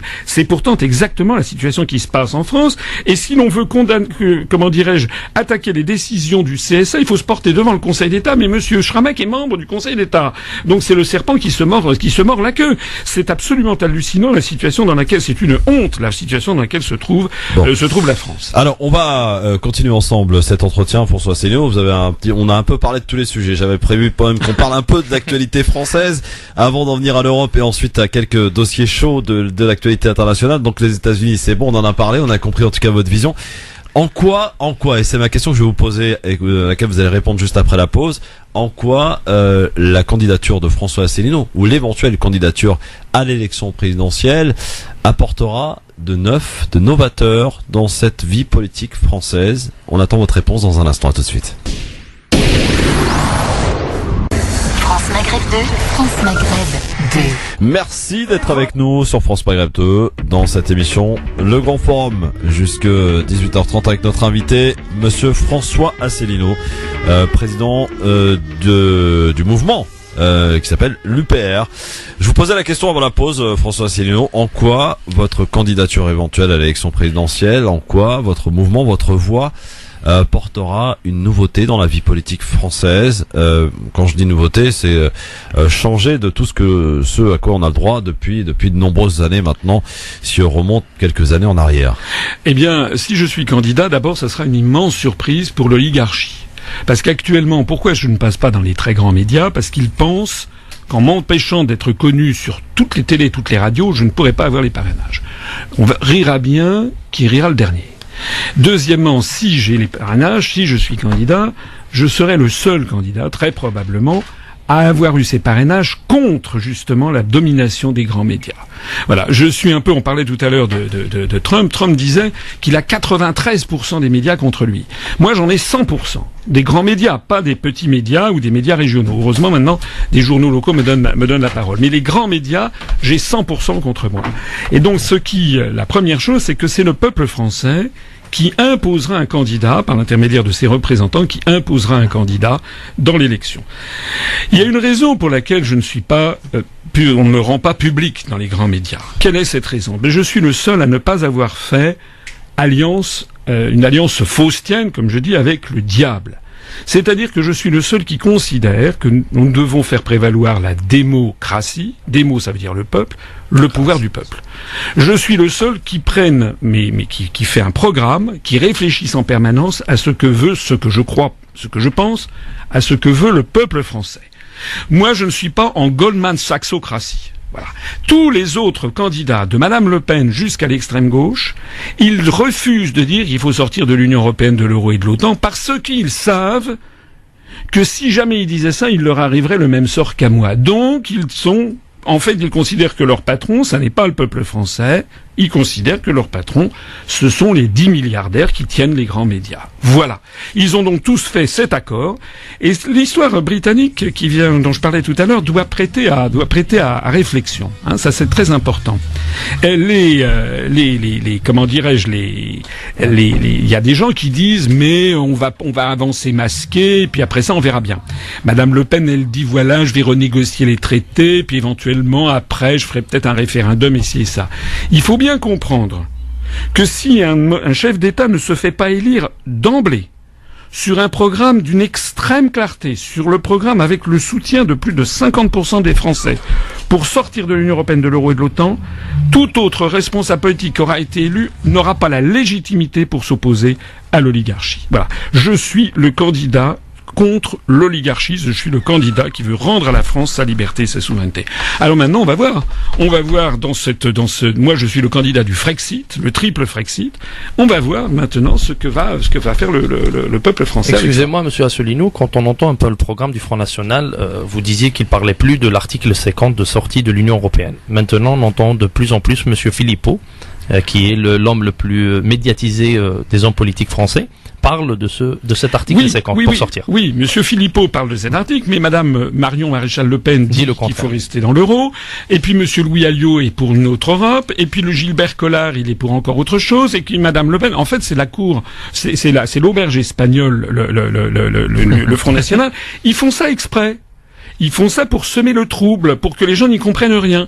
Mais comme je vous l'ai dit, madame Le Pen, dans son programme, regardez ce qu'il y avait sur sa profession de foi en 2012, elle n'évoquait même pas la question de l'Union européenne, ni de la sortie de l'euro. Donc, quelqu'un qui serait élu sur des ambiguïtés n'aurait pas la force politique de mener la sortie de l'Union européenne de l'euro. Monsieur Asselineau, est-ce que vous pensez que la question numéro 1 au niveau de la population française aujourd'hui, est-ce que c'est une question économique ou une question sociale?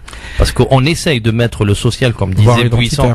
Voilà, monsieur Buisson parlait qu'on n'avait plus les hommes politiques, vu que tous les pouvoirs sont en Union européenne, il n'y a plus de réponse économique. Et aujourd'hui, il n'y a que des questions sociales. Et on voit au niveau de tous les débats des primaires ou autres, on parle surtout de l'identité, de l'immigration, de l'islam en France, de l'islam de France. On voit qu'il y a une fixation. Est-ce qu'on peut avoir votre avis sur déjà ce climat et vos propositions concernant cette question sociale? Moi, je pense, je l'ai dit, je l'ai redit. Par exemple, l'été dernier, sur l'affaire du Burkini, moi, je n'ai pas pris du tout la parole parce que j'ai considéré que c'était un débat qui avait été lancé sciemment pour semer la zizanie entre les Français et pour faire ce qu'on appelle, au sens fort du terme, une distraction, c'est-à-dire distraere en latin, c'est-à-dire faire sortir du vrai, le vrai débat. En France, c'est que les Français ne sont plus maîtres chez eux parce que leur pouvoir a été pris par la Commission européenne à Bruxelles, la Banque centrale européenne à Francfort et l'OTAN depuis Washington. Et pour camoufler ce vol, eh bien, en permanence, on ne cesse que de chercher un bouc émissaire. Et le bouc émissaire, eh bien, il est tout trouvé, c'est les musulmans. Et on les présente à l'affaire des migrants, enfin ce qu'on appelle les migrants qui ne sont jamais que des réfugiés de guerre d'ailleurs. On s'attaque aux conséquences. Alors c'est vrai qu'en France, il y a beaucoup de gens qui ne sont pas satisfaits, d'ailleurs on peut les comprendre, de voir débouler, si vous voulez, des quantités de pauvres gens déboulant venant de Syrie, venant d'Afrique, etc. Surtout voulant partir en Angleterre et on les empêche. Voilà, alors c'est vrai que les gens ne sont pas satisfaits. D'ailleurs, dans aucun pays du monde, les gens ne seraient satisfaits d'une pareille situation, soit dit en passant. Mais pourquoi, qui est derrière ceci? Nous sommes le seul mouvement politique qui, avant de taper sur les conséquences, on recherche les causes. Quelles sont les causes? Qui a déstabilisé les pays du Moyen-Orient? Qui a déstabilisé la Syrie? On retombe sur la mafia dont je parlais tout à l'heure, l'organisation criminelle de Clinton et compagnie. C'est de ça qu'il s'agit. Donc nous, on dit ces questions sociales. Écoutez, chez nous à l'UPR, on a des Français de tous les horizons qui viennent, et notamment on a beaucoup de Français justement d'origine maghrébine.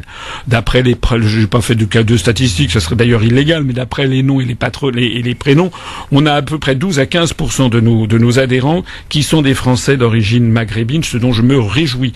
Et tous les Français, on a également d'ailleurs des Français d'origine, ce qui est très très rare, d'origine asiatique. C'est très rare parce qu'en général, on aura un nouveau placé alors. Ils ne font jamais de politique. On attire des gens de tous les horizons parce que les gens se retrouvent dans ce discours qui est un discours républicain, qui est un discours qui consiste à dire, avant de nous taper dessus, voyons déjà ce que nous avons le plus grand dénominateur commun entre nous tous, c'est notre liberté et notre souveraineté, notre indépendance nationale. Nous refusons d'ailleurs le terme de souverainiste parce que ça a un côté ridicule.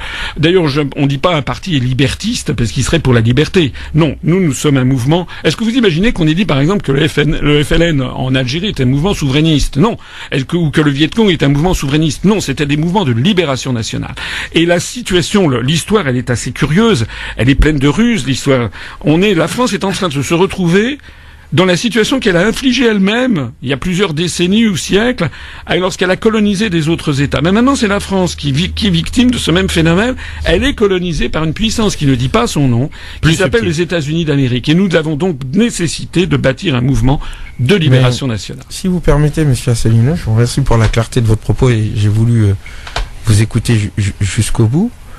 Ce que je remarque dans votre propos, c'est que vous indiquez ce contre quoi vous luttez, et au fond, vous dites qu'il faut libérer la France. C'est déjà pas mal. C'est très bien. Mais il n'y a de liberté que lorsqu'on sait ce que l'on veut faire de cette liberté. Et donc, quelle proposition, et non pas seulement, réaction, quelle proposition faites-vous pour non seulement aider la France à sortir de la crise dans laquelle elle se trouve et qui effectivement réduit ses capacités d'agir, d'une part, et ce vers quoi vous voulez diriger ces capacités d'agir? Alors votre question est légitime. Je me permettrai de faire un petit parallèle qui vaut ce qu'il vaut, mais imaginez quelqu'un qui serait allé voir Charles de Gaulle le 19 juin 40 en disant, mon général, j'ai écouté ce que vous avez dit hier, votre appel à poursuivre le combat à libérer la France des Allemands, mais ça c'est gentil, mais quel est votre programme par ailleurs? De Gaulle aurait dit, écoutez, chaque chose en son temps, hein. Déjà, si vous voulez, le programme que nous avons qui consiste à faire sortir la France de l'Union européenne, de l'euro et de l'OTAN, et ça n'est pas de la gnognotte, c'est quelque chose d'absolument fondamental. Non, mais ça n'a pas empêché le général de Gaulle et le Conseil national de la Résistance de penser pendant la guerre quand même l'après-guerre. Vous avez raison, ils l'ont fait en 43-44 et nous l'avons présenté en 2011.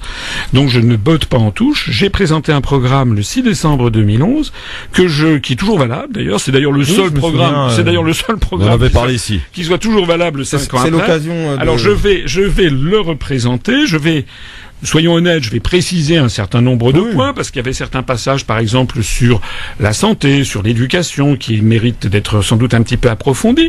Mais allez voir ce programme, et il y a des gens qui disent, mais c'est un programme d'ultra-gauche.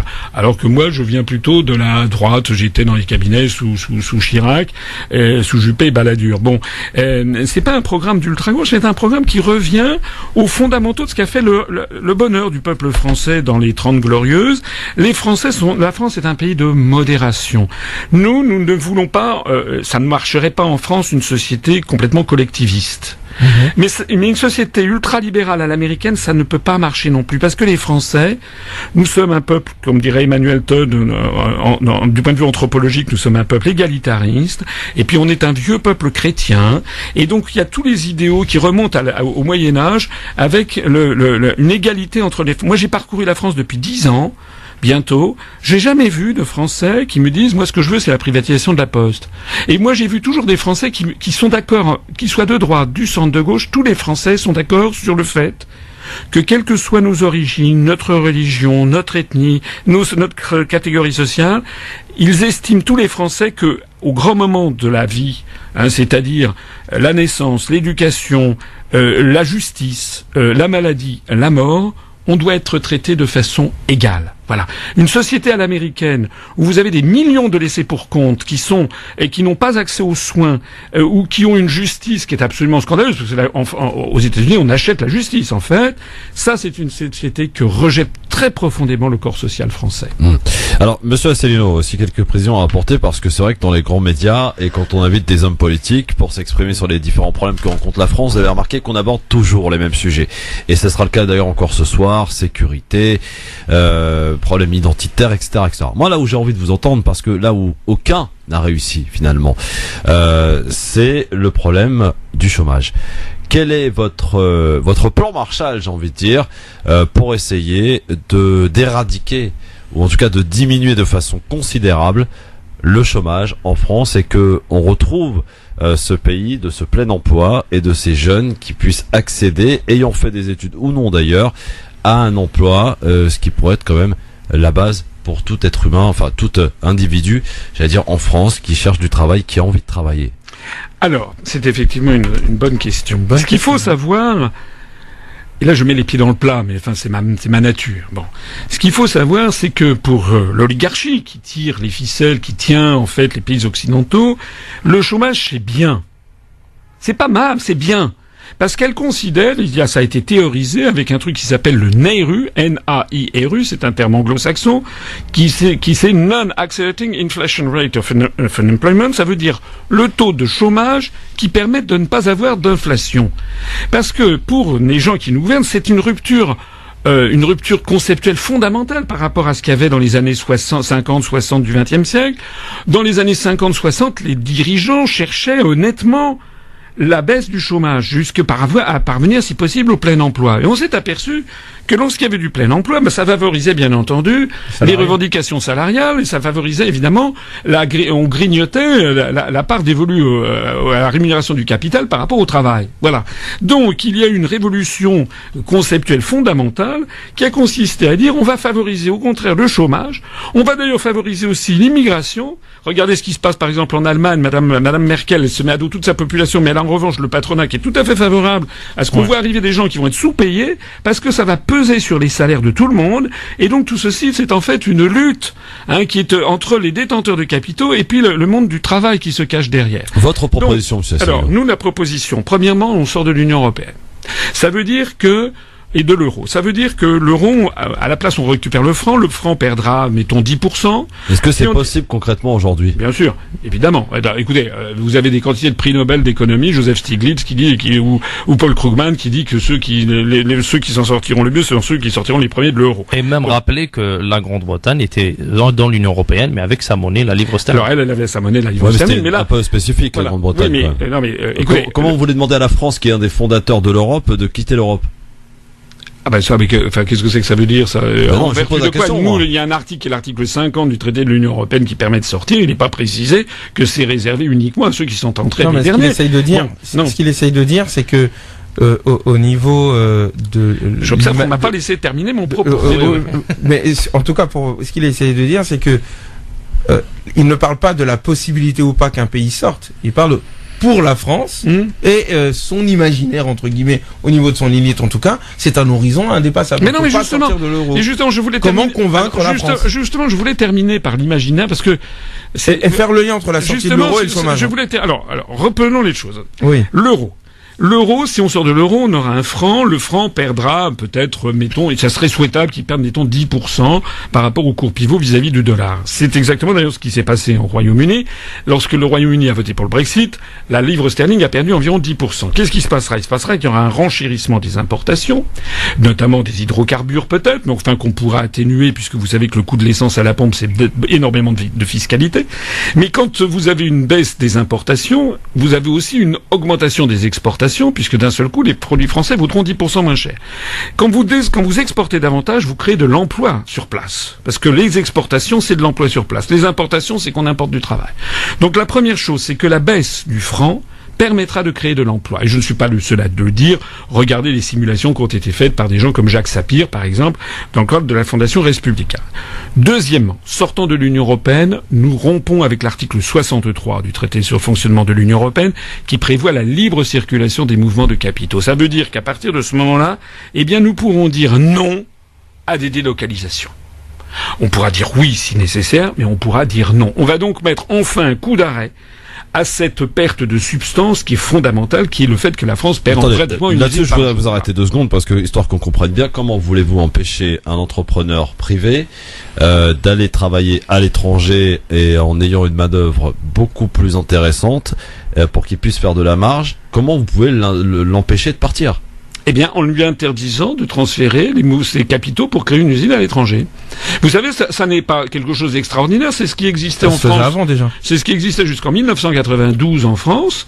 Je rappelle que le plan Barre en 1976, je ne parle pas de l'homme de Néandertal, je parle de Raymond Barre 1976. Oui. En 1976, le plan Barre, on n'avait pas le droit de sortir plus de 5 000 € de France quand on allait à l'étranger. Pour les touristes. Alors vous imaginez qu'avec 5 000 €, vous pouviez pas construire une usine automobile à Shanghai. Bien. Je fais remarquer aussi que c'est exactement le système qui prévaut dans tous les grands pays du monde qui se développent à toute allure. Vous n'avez pas de libre circulation des mouvements de capitaux au Vietnam, en Thaïlande, en Inde, en Chine. Ça, c'est uniquement dans les pays de l'OCDE et notamment dans les pays de l'Union européenne. À partir du moment où on aura fait ça, eh bien, on pourra, en tant que de besoin, interdire les délocalisations. On va reprendre, d'ailleurs, c'est nécessaire. Parce que les gens me disent, mais comment vous allez faire, vous vous rendez compte? Mais je dis, mais est-ce que vous vous rendez compte si on reste dans le système actuel? Si on reste dans le système actuel, dans 10 ans, il y aura pratiquement plus d'industrie en France. Ou alors peut-être, avec la robotisation qui arrivera, on aura peut-être quelques-unes avec des robots, mais qui ne créeront pas d'emploi. Mais quel type d'emploi est-ce que vous... Alors attendez, je précise aussi. Avec la baisse de 10% tout à l'heure de la valeur de la monnaie, on aura également une bouffée d'oxygène formidable pour les services ou pour le tourisme. C'est pas moi qui l'invente. On a appris aujourd'hui même, que le secteur des services au Royaume-Uni est en plein boom parce que la livre sterling ayant perdu 10%, les gens s'y précipitent de même que le tourisme. Regardez, parlez aujourd'hui en France. Je m'adresse ici aux cafetiers, aux restaurateurs, aux artisans taxis, tous les gens qui travaillent dans le secteur du tourisme, par exemple, ils savent que là, c'est une bérésina. Nous avons, parce que notre euro est trop cher, et en plus de ça, on est dirigé par des gens qui nous annoncent qu'on va avoir des attentats. Alors, les touristes étrangers ne viennent plus. Tout ça, ce sont des choses qui sont créatrices d'emplois. Je voudrais dire, et c'est là où je voulais terminer aussi, c'était sur l'imaginaire, pour reprendre l'expression assez heureuse, si je peux me permettre de porter un jugement, d'Ousmane. L'économie, ça n'est pas une science exacte. L'économie, c'est une science humaine. L'économie, ça parle des êtres humains. Et il y a un point qui est absolument fondamental, c'est la façon dont on se projette dans l'avenir. Si un peuple a confiance dans l'avenir, s'il a le sentiment qu'il élit des gens qui sont là pour servir ses intérêts, s'il a le sentiment que le président de la République qu'il a élu, il fait pourquoi il avait été élu, qu'il est là pour défendre l'intérêt des Français, parce que au niveau international, si le président de la République française ne défend pas les Français, personne ne va le faire à sa place. Donc si le peuple français, il sent ça, s'il sent que d'un seul coup, on ne dépend plus de Goldman Sachs, de JP Morgan, de Pinault, de je ne sais pas qui, de monsieur Drahi, de monsieur machin chose qui tiennent les médias en France, mais que d'un seul coup, c'est le peuple français qui a repris les commandes, vous n'imaginez pas ce que ça va changer dans la mentalité collective du peuple français. C'est que d'un seul coup, les gens vont se dire, ça y est, je reprends confiance en mon pays. Quand on a confiance dans l'avenir, c'est à ce moment-là que l'on investit. C'est à ce moment-là que l'on prend des décisions qui sont positives. C'est exactement comme si vous avez des enfants. Si vous avez un enfant qui, en permanence, vous le grondez, vous le critiquez, vous le méprisez, il va déprimer, il n'aura pas de bons résultats. Une bonne éducation, si vous avez un enfant, il a une bonne note, vous dites, mon chéri, c'est formidable, tu vois que tu peux y arriver, etc. Eh bien, il va d'un seul coup entrer dans un cycle positif. Mais, pardon, Christophe, juste, moi, quand j'entends M. Asselineau, on ne peut qu'adhérer. Et je pense que le système aujourd'hui, il est fait d'une telle manière qu'il est vraiment de plus en plus pervers. C'est que ce que propose M. Asselineau, il y a des éléments au niveau du Front National qui proposent et auxquels la population aujourd'hui adhère. Quand on entend le Frexit, il est brandé par certains au niveau du Front National. Aujourd'hui, quand on entend de la sortie de l'euro, ou de la sortie, vous le dites, oui, ils veulent pas, ou ils disent tout, n'importe quoi, mais sauf que la population aujourd'hui, dans sa grande majorité, elle est attirée par ce discours qui est vraiment pris par un parti qui ne va pas appliquer, comme vous le dites. Moi, j'ai un problème quand même. Il y a de tout, il y a de tout au Front National, parce qu'il y a aussi des gens, il y a beaucoup de gens au Front National. Le Frexit est parlant, le Frexit. En tout cas, nous, ça sera, nous, c'est notre mouvement, nous, c'est le Frexit. J'ai déjà largement diffusé tout ceci. Monsieur Dupont-Aignan a dit il y a quelques jours qu'il était totalement contre le Frexit, qu'il voulait pas sortir de l'Union européenne, dont acte. Monsieur Mélenchon, qui avait dit il y a encore un mois qu'il fallait peut-être sortir des traités européens, ce qui est une formule formule d'ailleurs ambiguë, parce que sortir des traités européens, ce n'est pas la même chose que sortir de l'Union européenne. Voilà. Ah, mais lui, il veut pas sortir de mais l'Union en fait, européenne. il ne veut pas sortir. Et puis, Madame Le Pen, je renvoie les gens qui pensent comme ce que vous croyez, je les renvoie à ce passage de Madame Le Pen, c'était le 8 février dernier sur TF1 20h, où le journaliste, on l'a mis en ligne sur notre site internet, où le journaliste dit « Ah, ben alors Madame Le Pen, vous avez changé, maintenant vous ne proposez plus de sortir de l'Union européenne et de l'euro. » Et elle dit « Mais monsieur, je n'ai jamais proposé ça. » Alors le journaliste est un peu interloqué, il dit « Mais si !» Et elle dit « Non, non, monsieur, je n'ai jamais proposé. » En quoi Madame Le Pen, pour une fois, elle disait la vérité, elle avait raison. Effectivement, elle ne l'a jamais proposé. J'insiste encore, si vous me le permettez. Deux choses. Parce que pour qu'on avance, monsieur Asselineau. Deux choses. Sur l'affaire du chômage, sortir de l'Union européenne, ça a aussi un autre avantage que je n'ai pas précisé et sur lequel je voudrais revenir, c'est qu'on va pouvoir lever des quantités d'obligations qui pèsent sur les artisans, les petits commerçants et toutes les PME qui n'exportent pas. Parce que on a ces réglementations qui nous tombent en pluie fine, tout le temps, mais qui sont d'origine européenne. Alors, pour les entreprises qui sont obligées d'exporter ou qui ont des marchés sur l'Union européenne, eh bien, elles conserveront ces réglementations, c'est ce qui leur permettra d'exporter. Mais en revanche, vous avez des quantités de professions qui sont obligées d'appliquer des contraintes. Les gens ne peuvent plus vivre. Si vous avez des amis commerçants, artisans, etc., tout le monde sait qu'ils n'en peuvent plus des réglementations. Ouais. Ça sera un formidable appel justement pour un petit peu plus de créativité et embaucher plus facilement. Monsieur Asselineau, moi j'abonderai presque dans vos propos, si ce n'est que... Avec une nuance peut-être. Avec beaucoup de nuances même. Pourquoi je me permets de dire ça? Parce que cela, oui, chèrement d'ailleurs, c'est grâce à eux que je suis au chômage. Combien vous êtes donné, Madame Clinton? Écoutez, demandez ça à la communauté d'agglomération qui a essayé de m'exploiter mon talent à des fins moins ambitieuses. Mais pour revenir à mon propos, vous semblez dire, en fait, votre diagnostic est bon, votre lutte contre est bonne, mais le pour, je le trouve pas. Et vous semblez dire que le chômage, au fait, a eu lieu quand on est rentré dans l'Union européenne. Et qu'il suffirait, au fond, de revenir au franc pour que nous puissions avoir des marges. Or, le problème du chômage a lieu bien avant l'existence de l'euro. Non. Et qu'il y a un certain nombre, je finis juste, et qu'il y a un certain nombre de politiques publiques et de politiques économiques qu'il s'agit d'avoir, de réarmer à un moment donné la France au niveau de ses capacités de levée de fonds, qu'elle ne soit plus dépendante des marchés, qu'elle puisse à un moment donné avoir une politique offensive en termes de réindustrialisation, mais qui se préoccupe aussi de l'écologie, et d'autre part, si effectivement l'Union européenne telle que nous la voyons aujourd'hui ne nous plaît pas, nous avons le choix effectivement de sortir, et c'est votre proposition, pourquoi pas, mais nous avons aussi le choix de considérer que, après tout, l'union entre ces pays-là, non pas sur le côté économique et religieux néolibéral que nous avons en ce moment, mais sur d'autres modèles, est possible. Et je ne vois pas pourquoi est-ce que la France, refusant, à travers votre voix, peut-être, refusant l'actuelle Union européenne, ne proposerait pas autre chose. Alors ça c'est un sujet. Et pas juste de sortir et dire bon, on en a marre, ça. Alors en fait, une réponse un peu plus courte que la question, parce que j'ai la pub en fait. Pardonnez-moi. Alors non, mais c'est très clair. Sortir de l'Union européenne, il y a deux possibilités. C'est soit on sort, soit on reste. Voilà. Les gens qui promettent, en fait, ce que vous dites, c'est pourquoi on ferait pas une autre Europe. Bon, ça c'est écoulé. C'est ce que Mélenchon d'ailleurs a dit. Mais ça fait, écoutez, ça fait 60 ans que les gens proposent une autre Europe. Charles de Gaulle s'y est cassé les dents. Il y avait pourtant que l'Europe des 6. Charles de Gaulle n'a pas sorti la France. Oui, je sais, mais parce qu'il n'avait pas les moyens pour la sortir. Surtout parce qu'il a vu qu'il y avait un intérêt. Non, c'est parce qu'il avait, il n'avait pas les moyens de le faire, puisque. Moi, je pense qu'il y avait un intérêt. Non, le 15 mai 62, il a dit dans une conférence de presse que c'était les Américains qui étaient derrière. Il n'a pas dit ça, il a dit il y a un fédérateur extérieur qui n'est pas européen. Le soir même, il y a les 4 ministres MRP de son gouvernement qui ont claqué la porte. Il n'avait plus de majorité à l'Assemblée nationale. Oui. Et donc, pour avoir une majorité pour pouvoir gouverner, malheureusement, les communistes qui auraient dû faire alliance, à mon avis, avec les gaullistes, comme sous la Résistance, parce que c'était les deux grandes forces qui étaient patriotiques, eh bien, les communistes lui refusaient leur soutien. Donc, il était obligé d'avoir une coalition où il y avait les gaullistes, le parti gaulliste de l'Assemblée nationale, plus le MRP, c'est-à-dire les centristes. Et donc, il n'avait pas les moyens politiques de sortir de ça. En plus, c'était les tout débuts de l'Union, de la CEE, on n'était pas encore dans l'Union européenne, c'était encore le marché commun. Moi, ce que je vous dis, c'est que il y a un article, qui est l'article 48 du traité de l'Union européenne. Les traités se modifient à l'unanimité. Pour avoir une Europe à la Mélenchon, il faudrait donc avoir 28 Mélenchon dans les 28 pays. Vous imaginez?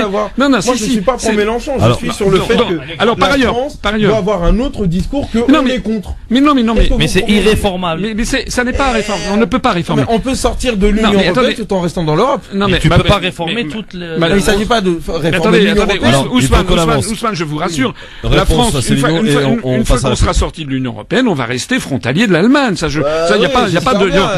Non, mais je le signale. On va changer de planète. Voilà, on va pas changer de planète. On sera comme la Suisse. La Suisse, elle est frontalière de l'Allemagne et de la France. Attendez, j'ai pas répondu à la question. Mais j'ai la pub, moi j'ai des impératifs.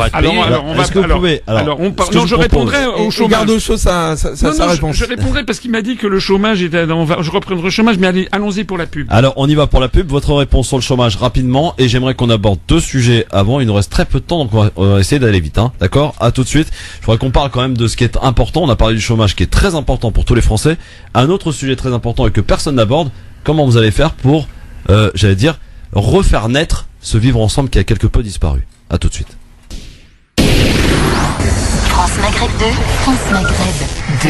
Merci d'être avec nous dans cette émission de Grand Forum avec notre invité aujourd'hui, monsieur François Asselineau, Il nous reste 5 minutes. On va essayer d'être bref. Alors, votre réponse d'abord sur la question qui vous a été posée, puisque vous souhaitiez finir, et c'est tout à votre honneur d'ailleurs, sur le chômage. Problème important. Oui, non, parce que j'entendais l'énormité proférée par Ousmane qui disait que il y avait déjà beaucoup de chômage avant, que c'était pas l'Europe. Bien sûr qu'il y avait du chômage, je n'ai jamais dit d'ailleurs que sortant de l'Union européenne, de l'euro et de l'OTAN, il n'y aura plus aucun problème en France. C'est ce que vous semblez dire. Non, mais évidemment. Vous avez répondu ça mais attendez. Mais le chômage en France a connu une accélération phénoménale à partir des années 90 avec la politique du franc fort. Pour arrimer le franc aux marques, on estime, tous les économistes estiment que ça nous a coûté au moins 1 million de chômeurs. Non, puisque vous disiez que l'Union européenne n'était pour rien dans le chômage. Et j'ajoute que vous avez vu les statistiques. C'est la politique monétaire qui a quelque chose à voir dans le chômage. Les statistiques qui viennent de sortir montrent qu'au niveau européen, dans l'Union européenne, maintenant, il y a 23,8% de gens qui sont en dessous du seuil de pauvreté. On est d'accord sur le diagnostic. Et la pauvreté ne cesse de s'aggraver. Donc, je suis désolé, mais je ne dis pas que si on sort de l'Union européenne, de l'euro, il y aura d'un seul coup plus de chômage. Je mentirais aux gens. Ce sera une bonne chose de fait. Mais on aura une décrue rapide du chômage qui d'ailleurs a été chiffrée par des gens comme Jacques Sapir, qui a fait tourner des modèles économétriques. On pourrait faire baisser d'au moins et assez rapidement, peut-être de 1 à 2 millions le nombre de chômeurs, excusez du peu. Ouais. C'est quand même fondamental. Alors, avec la même manière des statistiques actuelles, avec les mêmes chiffres. Oui, mais actuellement les statistiques par ailleurs sont totalement sceptique avec votre proposition, je vous le dis tout de suite. Oui, mais c'est pas évidemment vous êtes payé par Madame Clinton. Oui, merci, mais ça répond pas à la question. Ça répond tout à fait à la question. Établir une politique économique sérieuse sur le simple fait de sortir d'une monnaie, c'est pas sérieux. Il faut à un moment donné, non seulement effectivement changer la monnaie ou sortir de cette monnaie si elle bloque, mais proposer aussi une politique économique. Rassurez-vous. Depuis tout à l'heure, c'est ce qu'on vous demande. On dit juste qu'il suffit de sortir de l'euro, c'est pas suffisant. Mais pas du tout. Quelle politique économique, industrielle proposez-vous pour la France du 21e siècle qui permet de réarmer la France afin de l'aider à affronter les défis d'aujourd'hui? Une chose vous n'avez pas répondu à cette question. Mais si, j'ai tout à fait répondu, c'est qu'à sortant de l'euro. À partir du moment où on sort de l'Union européenne, en tant que de besoin, nous ferons prévaloir nos intérêts nationaux. Par exemple, nous imposerons... Comment vous remplissez les carnets de commandes? Nous interdirons... Comment vous orientez la politique industrielle mais on remplira les et la politique économique? Quelle direction vous donnez? Attendez, vous me laissez parler ou c'est vous qui parlez? Mais non seulement on discute. Non, on ne discute pas. Vous répondez pas à ma question. Non, ça y est, tout le monde a compris votre question. Les carnets de commandes, on les remplit parce que tout simplement, on aura d'abord gardé les mêmes marchés et en plus de ça, notre monnaie a perdu 10%. C'est tout. Donc déjà, nous aurons une augmentation du carnet de commandes. Deuxièmement, s'agissant des délocalisations, nous pourrons les interdire puisque nous contrôlerons les mouvements de capitaux. Troisièmement, nous aurons un formidable allègement des charges et notamment des charges administratives sur l'ensemble des PME et des artisans et des commerçants en France. Voilà des éléments qui sont tout à fait fondamentaux. Par ailleurs, nous gérerons notre monnaie avec l'intérêt qui correspond à notre économie. Moi, vous me dites, on n'a pas le temps d'élaborer parce que on pourrait entrer dans des sujets plus techniques, mais Que feront les autres? Les autres, si on vote de tous les autres, on restera dans l'Union européenne, il n'y a même plus à débattre, puisqu'on sait déjà quelle est la politique économique. Elle a été fixée par les rapports des grandes orientations de politique économique. Là, en l'occurrence, on parle pas des autres. C'est parce que le choix, c'est entre les autres et moi. Et les autres, eux, ne vous proposent pas de politique économique. Mais je m'en fiche des autres, moi. Mais moi, c'est vous qui m'intéressez. Parce que... Quelle est votre proposition? Admettons, on est sorti de l'euro. Et je suis d'accord avec vous. On est d'accord sur le diagnostic que l'euro, ça marche pas. On est d'accord c'est déjà fondamental. Sur le diagnostic. Oui, on est d'accord. C'est pour ça que je vous demande. Et là, on n'aura pas le temps, malheureusement. Voilà. Parler en long et en large d'un diagnostic sur lequel on est déjà d'accord. Alors que là, ce que je vous demande, en France, il y a beaucoup d'enfants. Quel type d'éducation est-ce que nous allons leur donner? Comment est-ce que nous allons créer les emplois de demain? Vous ne pouvez pas monopoliser le micro. Je ne monopolise pas, on vous a laissé le temps de bien parler. Et là, je suis juste en train de vous dire, vous avez déconstruit, vous ne savez pas construire. Vous mentez effrontément. Je renvoie puisque les gens réécouteront l'enregistrement si je mens. Mais oui, écoutez, vous ne me laissez pas parler. Allez-y, je vous écoute. En 2 minutes, je ne vais pas pouvoir présenter un programme que j'ai présenté en 5 heures. Donc les gens qui souhaitent voir le programme vont sur le site UPR. Votre programme, c'est déconstruire. Non, mon programme, ça n'est pas déconstruire. Mon programme, la prochaine fois, si vous venez, faites des propositions. Dites pas juste on sort de l'euro. Moi je vais quitter le si vous voulez quitter. Mais je n'ai pas la possibilité de parler. Vous pouvez me laisser parler? Allez-y. Vous pouvez me laisser parler? Proposez, je vous écoute. Madame Clinton vous a vraiment donné beaucoup d'argent. Oui, bien sûr. Bon, écoutez, je suis mais oui, vous ne me laissez pas parler. Mais allez-y, vous perdez votre temps à parler de Clinton. Parlez de vos propositions. Les propositions sont sur le site internet upr.fr d'un programme qui n'a pas changé depuis 5 ans, que les gens peuvent aller voir. Donc les propositions essentielles, c'est d'abord de reprendre le franc. C'est une proposition fondamentale. Ça, vous l'avez dit. Deuxièmement, c'est de mettre un terme aux délocalisations. C'est une proposition. Vous l'avez dit. On est d'accord. Donc je l'ai dit. Mais il y a personne. Il y a personne d'autre qui le dit. Aucun autre le dit. Les autres, ils vous disent quoi? Vive les autres alors. Sans les autres, il n'y aura pas de proposition de Mais déjà, c'est radical. On a un candidat qui propose de sortir de l'Union européenne. Mais on le connaît, le candidat, il est déjà venu, il a déjà dit, on connaît ces propositions-là. Mais déjà, là, je lui ai dit après. Et jusqu'à présent, mais après, n'est pas venu. Il peut pas établir une politique d'éducation au niveau de la santé en si peu de temps. Je vous renvoie. Pourtant, elle a le temps de dire que moi, je suis financé par Clinton. Non, mais écoutez, ça suffit. Vous êtes monsieur. Enfin, franchement, c'est pénible. C'est pas fini, monsieur. On va. Écoutez, discussion franche. Non, ça n'est pas une discussion. Vous monopolisez la parole. Vous ne représentez que vous-même. Moi, je représente 190 000 électeurs. Vous n'avez pas la courtoisie de me laisser parler. Bravo. Voilà. La réalité, c'est celle-là. Vous sortez de votre rôle de chroniqueur pour maintenant m'insulter et m'empêcher de parler. Je vous demande quoi qu'il en soit, nous avons un programme en matière d'éducation, un programme en matière de santé, un programme en matière de renationalisation et de services publics, un programme en matière de sécurité sociale, un programme en matière de réforme des institutions, un programme notamment constitutionnel avec la création, par exemple, du référendum d'initiative populaire ou, par exemple, la reconnaissance du vote blanc de plein exercice, une refondation du Conseil constitutionnel, du Conseil supérieur de l'audiovisuel. On a un programme qui dure 5 heures. Vous imaginez bien que je n'ai pas en l'espace de 3 minutes la possibilité de le développer. Monsieur Asselineau, question que je vais vous poser, ça sera la dernière ce soir. Ça fut très agité, très intéressant en même temps. On n'a rien à envier en tout cas aux chroniqueurs polémistes des grandes chaînes. Monsieur Asselineau, vous pouvez vous en rendre compte. Alors, question, oui ou non, vous êtes candidat à l'élection présidentielle? Eh bien, écoutez, je vais tout faire pour l'être, mais vous m'aviez posé une question à laquelle je souhaiterais répondre. C'est une question fondamentale, surtout ici à France Maghreb 2.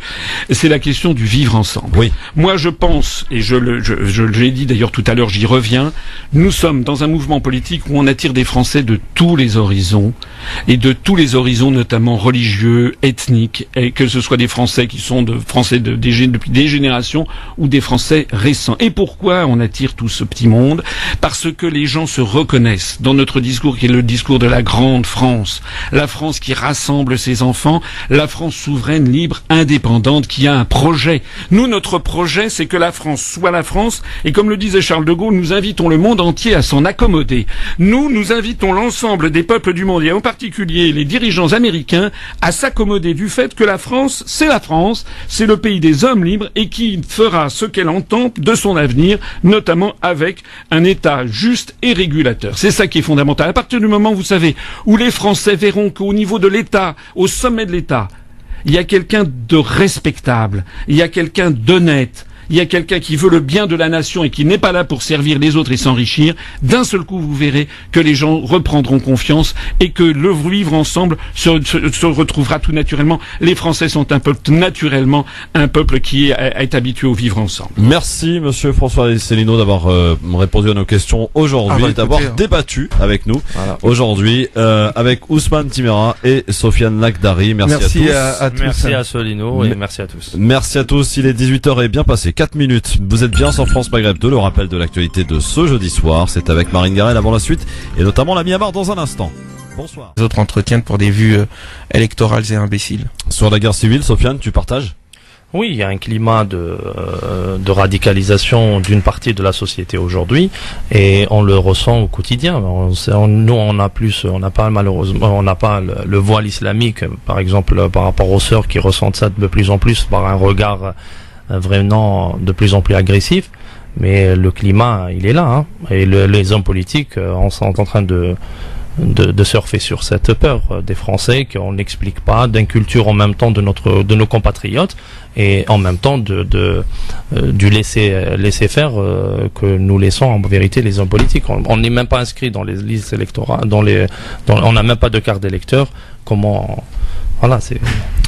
peser. Dans un instant, on va en parler de tout cela sur France Maghreb 2. On va parler surtout de vos avis tranchés. Vous écoutez et vos auditeurs, auditrices pourraient réagir au 01 40 33 9000, 01 40 33 90 00.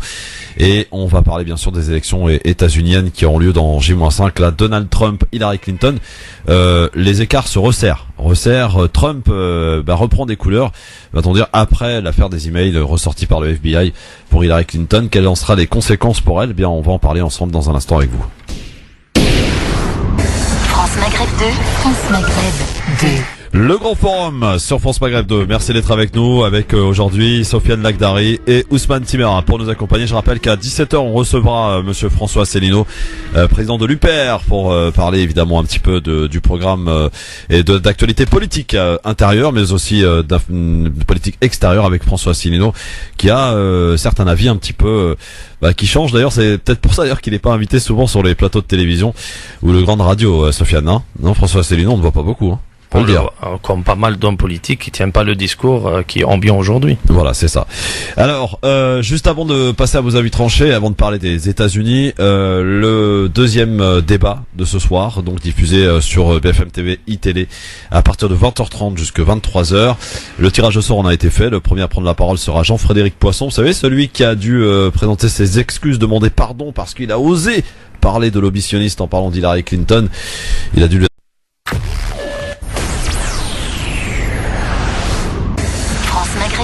France Maghreb 2. Bonjour à tous, ravi de vous retrouver, c'est le grand forum sur France Maghreb 2, c'est votre talk de fin d'après-midi jusqu'à 18h30, ravi de vous retrouver en ce jeudi 3 novembre jusqu'à 18h30 avec tout à l'heure l'éphéméride avec Amar, le sport et la suite, les résultats de Ligue des Champions d'hier soir, puis d'Europa League pour ce soir, les matchs à venir. De télé, il en sera question aussi, et puis on conclura cette émission par une très belle chanson à découvrir tout à l'heure, une belle rencontre entre Grand Corps Malade et Richard Bohringer à écouter en guise de coup de cœur tout à l'heure. Notre invité, il sera avec nous dès 17h, monsieur François Asselineau, président de l'UPR, peut-être ou pas d'ailleurs candidat à l'élection présidentielle, on lui posera la question. Pour m'accompagner aujourd'hui, quelqu'un que vous connaissez évidemment, Ousmane Timéra, comment va-t-il ? Bonjour, je vais très bien. Ousmane, bienvenue. Et puis, quelqu'un que je suis ravi d'accueillir, ça fait longtemps que je lui cours derrière. Sofiane Lakhdari, bonjour Sofiane. Bonjour Christophe, bonjour tout le monde, bonjour Ousmane. Bonjour cher ami. Alors Sofiane, présente-toi un petit peu aux auditeurs, tu fais quoi dans la vie ? Moi je suis infirmier libéral sur Paris et voilà après. Et tu es aussi très au fait de l'actualité, comme beaucoup de gens. Hein, et tu es quelqu'un de très actif sur Twitter, par exemple. Voilà. Par exemple. Ouais, par exemple. Et tu aimes particulièrement la géopolitique internationale, le Moyen-Orient. Oui, parce que moi je pense que tout ce qu'on vit aujourd'hui dépend de ce qui est en train de se passer au Moyen-Orient, en Afrique du Nord, dans le monde en général. Eh bien, on aura l'occasion d'en reparler avec toi, puisqu'on va parler dans quelques instants des enjeux de cette élection américaine qui arrive à J-5. Maintenant, on essaiera de dire un petit mot aussi du débat de ce soir. Ils sont 7 pour le deuxième débat sur BFM TV, iTélé, des primaires de la droite. Et on en parlera si on a le temps, puis on en parlera de toute façon avec monsieur Asselineau. Alors, les avis tranchés de ces messieurs, Ousmane, on va parler de quoi avec toi ? Du Maroc. Ah ouais, d'accord. Qu'est-ce qui passe? Très bien. Monsieur Sofiane Agdari, on va parler de quoi? Moi, je vais parler d'un accord qui vient d'être signé par le Premier ministre canadien avec l'Union européenne, avec Jean-Claude Juncker. C'est le CETA. Le CETA, ah oui, effectivement. Le coup de cœur d'Ousmane? C'est toujours le Maroc. Très bien. On doit se parler dans pas longtemps. Donc, Mais ça vous a un peu vexé quand même? C'est pas que ça m'a vexé, c'est que c'est petit quoi. C'est petit. On parler de quelque chose d'autre alors qu'on est des footballeurs. C'est quoi le rapport? Dans le contexte actuel en France. Il n'y a pas de contexte actuel. Je suis musulman. Quel est le contexte actuel? Quel est le rapport? Non, mais justement, de dire une phrase comme celle-ci, ça aurait pu vous poser des soucis. Il n'y a pas de souci, je suis musulman. Je suis quoi? Je suis terroriste? Je suis musulman. Je pratique l'islam. C'est quoi le rapport? Les sujets, en tout cas, ça a dû vous énerver, forcément. J'ai pas voulu répondre parce que j'ai pas voulu insulter. Au moins c'est clair. Le footballeur Younes Belhanda qui répondait donc à Daniel Riolo, chroniqueur de RMC. On enchaîne avec maintenant un témoignage d'une femme à Marseille qui s'est fait agresser au cutter parce qu'elle portait le voile. Elle s'appelle Jihan. Elle a 18 ans. Mardi soir, à la sortie du métro Place Castellane, cette élève infirmière est suivie dans la rue par un individu portant une capuche qui l'agresse d'abord verbalement et tente de lui arracher son voile. On m'a dit non, on veut plus de terroristes. On veut plus de terroristes ici. Ça y est, on n'en veut plus. Je dis mais je suis pas une terroriste, je suis musulmane. Tout simplement, entre terroriste et musulmane, c'est deux choses différentes. Et ensuite, dès qu'il a commencé à me frapper, c'est là qu'il m'a tenu la main, qu'il m'a mis des coups de poing et c'est là qu'il a sorti le cutter. La jeune fille a été blessée au cou et à la poitrine à coups de cutter avant de s'évanouir. Aujourd'hui, elle est encore sous le choc mais refuse d'enlever son voile face aux tensions qui se multiplient depuis les attentats de Paris. Ça fait 2 ans que je l'ai, d'accord? Et si j'enlève le voile, premièrement, c'est leur donner raison. Eh ben le contraire. Ça m'a donné plus envie d'aller rechercher encore et me battre surtout. Et aider mes soeurs et mes frères à se battre. Aider les musulmans, on se bat. Parce qu'on n'est pas mauvais, on n'est pas méchants, le contraire. On veut rien, on veut juste la paix. Jihan n'a pas identifié son agresseur. Aujourd'hui, elle tente d'oublier et par crainte, elle évite les endroits publics. Et pour terminer ce zapping, justement, on va probablement parler dans un instant de ce débat de ce soir, deuxième des primaires de la... Et le coup de cœur de Sofiane? Il va au Liban avec l'élection de Michel Aoun, le général Michel Aoun qui vient d'être élu président du Liban depuis 29 mois que le pays est sans président. Voilà le programme pour cette émission qui commence, et comme d'habitude bien sûr, par ce fameux zapping que je vous propose d'écouter, et peut-être qu'il sera amené par des commentaires de votre part. On y va, c'est parti. Le zapping, les meilleurs moments qu'il ne fallait pas rater à la télé, à la radio, sur internet, avec une réaction de Stéphane Le Foll à l'issue du Conseil des ministres d'hier, invité à réagir sur des propos de Bruno Le Maire. Ce dernier a effectivement dit qu'il n'avait pas de respect pour le président de la République, François Hollande. Voici la réponse de Stéphane Le Foll. Je trouve que, quelquefois, il y a un certain nombre de personnalités qui devraient, pour reprendre la formule, la fermer. Et que... il y a des phrases qui sont dites et qui n'honorent pas leurs auteurs. J'ai cru comprendre que Laurent Wauquiez a fait une plaisanterie, c'est vrai. Il a fait l'école normale, me dit-on. J'ai l'impression que c'était plutôt l'école anormale. Parce que ce type de phrase, ce type de référence, ce manque de respect, participe aussi, et chacun doit en avoir conscience, de la fragilité et la difficulté d'exercer le pouvoir. Alors ceux qui veulent l'exercer ensuite devraient y penser. Donc c'est un petit message que je leur glisse et de leur dire que dans ces moments, un peu de respect et de retenue, ça ne nuira à personne et ça n'empêchera pas de faire de la politique. Voilà pour le recadrage de Stéphane Le Foll, le porte-parole du gouvernement. Réaction de Younes Belhanda à une critique d'un chroniqueur de RMC qui n'est autre que Daniel Riolo, qui intervient dans l'After, émission de sport le soir, qui avait dit à propos de Younes Belhanda et de son retour dans le championnat français à Nice que c'était une erreur de le prendre. Il avait vrillé, ce n'était plus un joueur de foot car il priait beaucoup. Réponse de Younes Belhanda. Ça me fait rire. Et à l'époque? À l'époque, j'ai pas voulu répondre parce que je voulais faire d'abord ces 10 premières journées pour montrer que on sait jouer au foot, quoi. Mais j'en parlerai plus tard parce que je dois La droite et un soutien de Nicolas Sarkozy qui lui donne quelques conseils quelques heures avant le débat. Éric Ciotti. Bon, il doit être lui-même. Il a un projet qui fait la différence, qui est différent. Et ce projet, il faut qu'il se déroule, il faut qu'il se développe, il faut que les Français aillent voter sur ce projet, autour d'idées, et pas sur des a priori ou pas sur des caricatures. Ce qui va se jouer dans cette primaire, c'est l'avenir de la France. Ce sont ces 5 années, et il faut le faire sur une base très claire, avec un projet très clair. Voilà pour ce zapping, messieurs. Est-ce qu'il y a un élément qui a retenu votre attention? Honneur à Sofiane. Oui, moi, ces actes islamophobes qui sont à répétition malheureusement et qui commencent à se banaliser de plus en plus dans notre pays. Alors voilà, je dirais qu'au moins elle dénonce, au moins il y a des gens qui agissent comme le CCIF ou d'autres associations au niveau local. Ousmane? Écoutez, la première des choses, c'est que je suis de tout cœur avec ces personnes qui se font agresser, de tout cœur parce que personne n'a à être agressé pour quelque raison que ce soit d'ailleurs.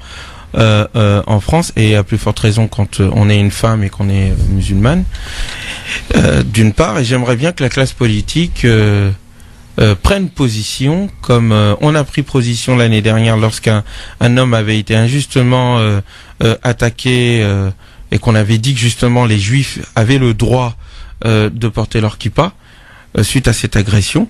J'aimerais bien que la classe politique en fasse de même. Il est temps que nous soyons cohérents avec nos valeurs et que nous cessions de les appliquer à géométrie variable. Et dans ton zapping, les choix que tu fais sont toujours très intéressants. Entre le ridicule de François Hollande qui court après l'extrême droite, et je ne dis même plus la droite, et le ridicule de ce match de boxe qu'est la primaire la droite des Républicains, j'allais dire UMP, eh bien nous comprenons pourquoi est-ce qu'il y a tant de tensions et que pendant que les politiques se mêlent de mièvreries et de détails, eh bien une partie de la population française a peur, est dans la crainte, et surtout il y a une ambiance de guerre civile que les uns et les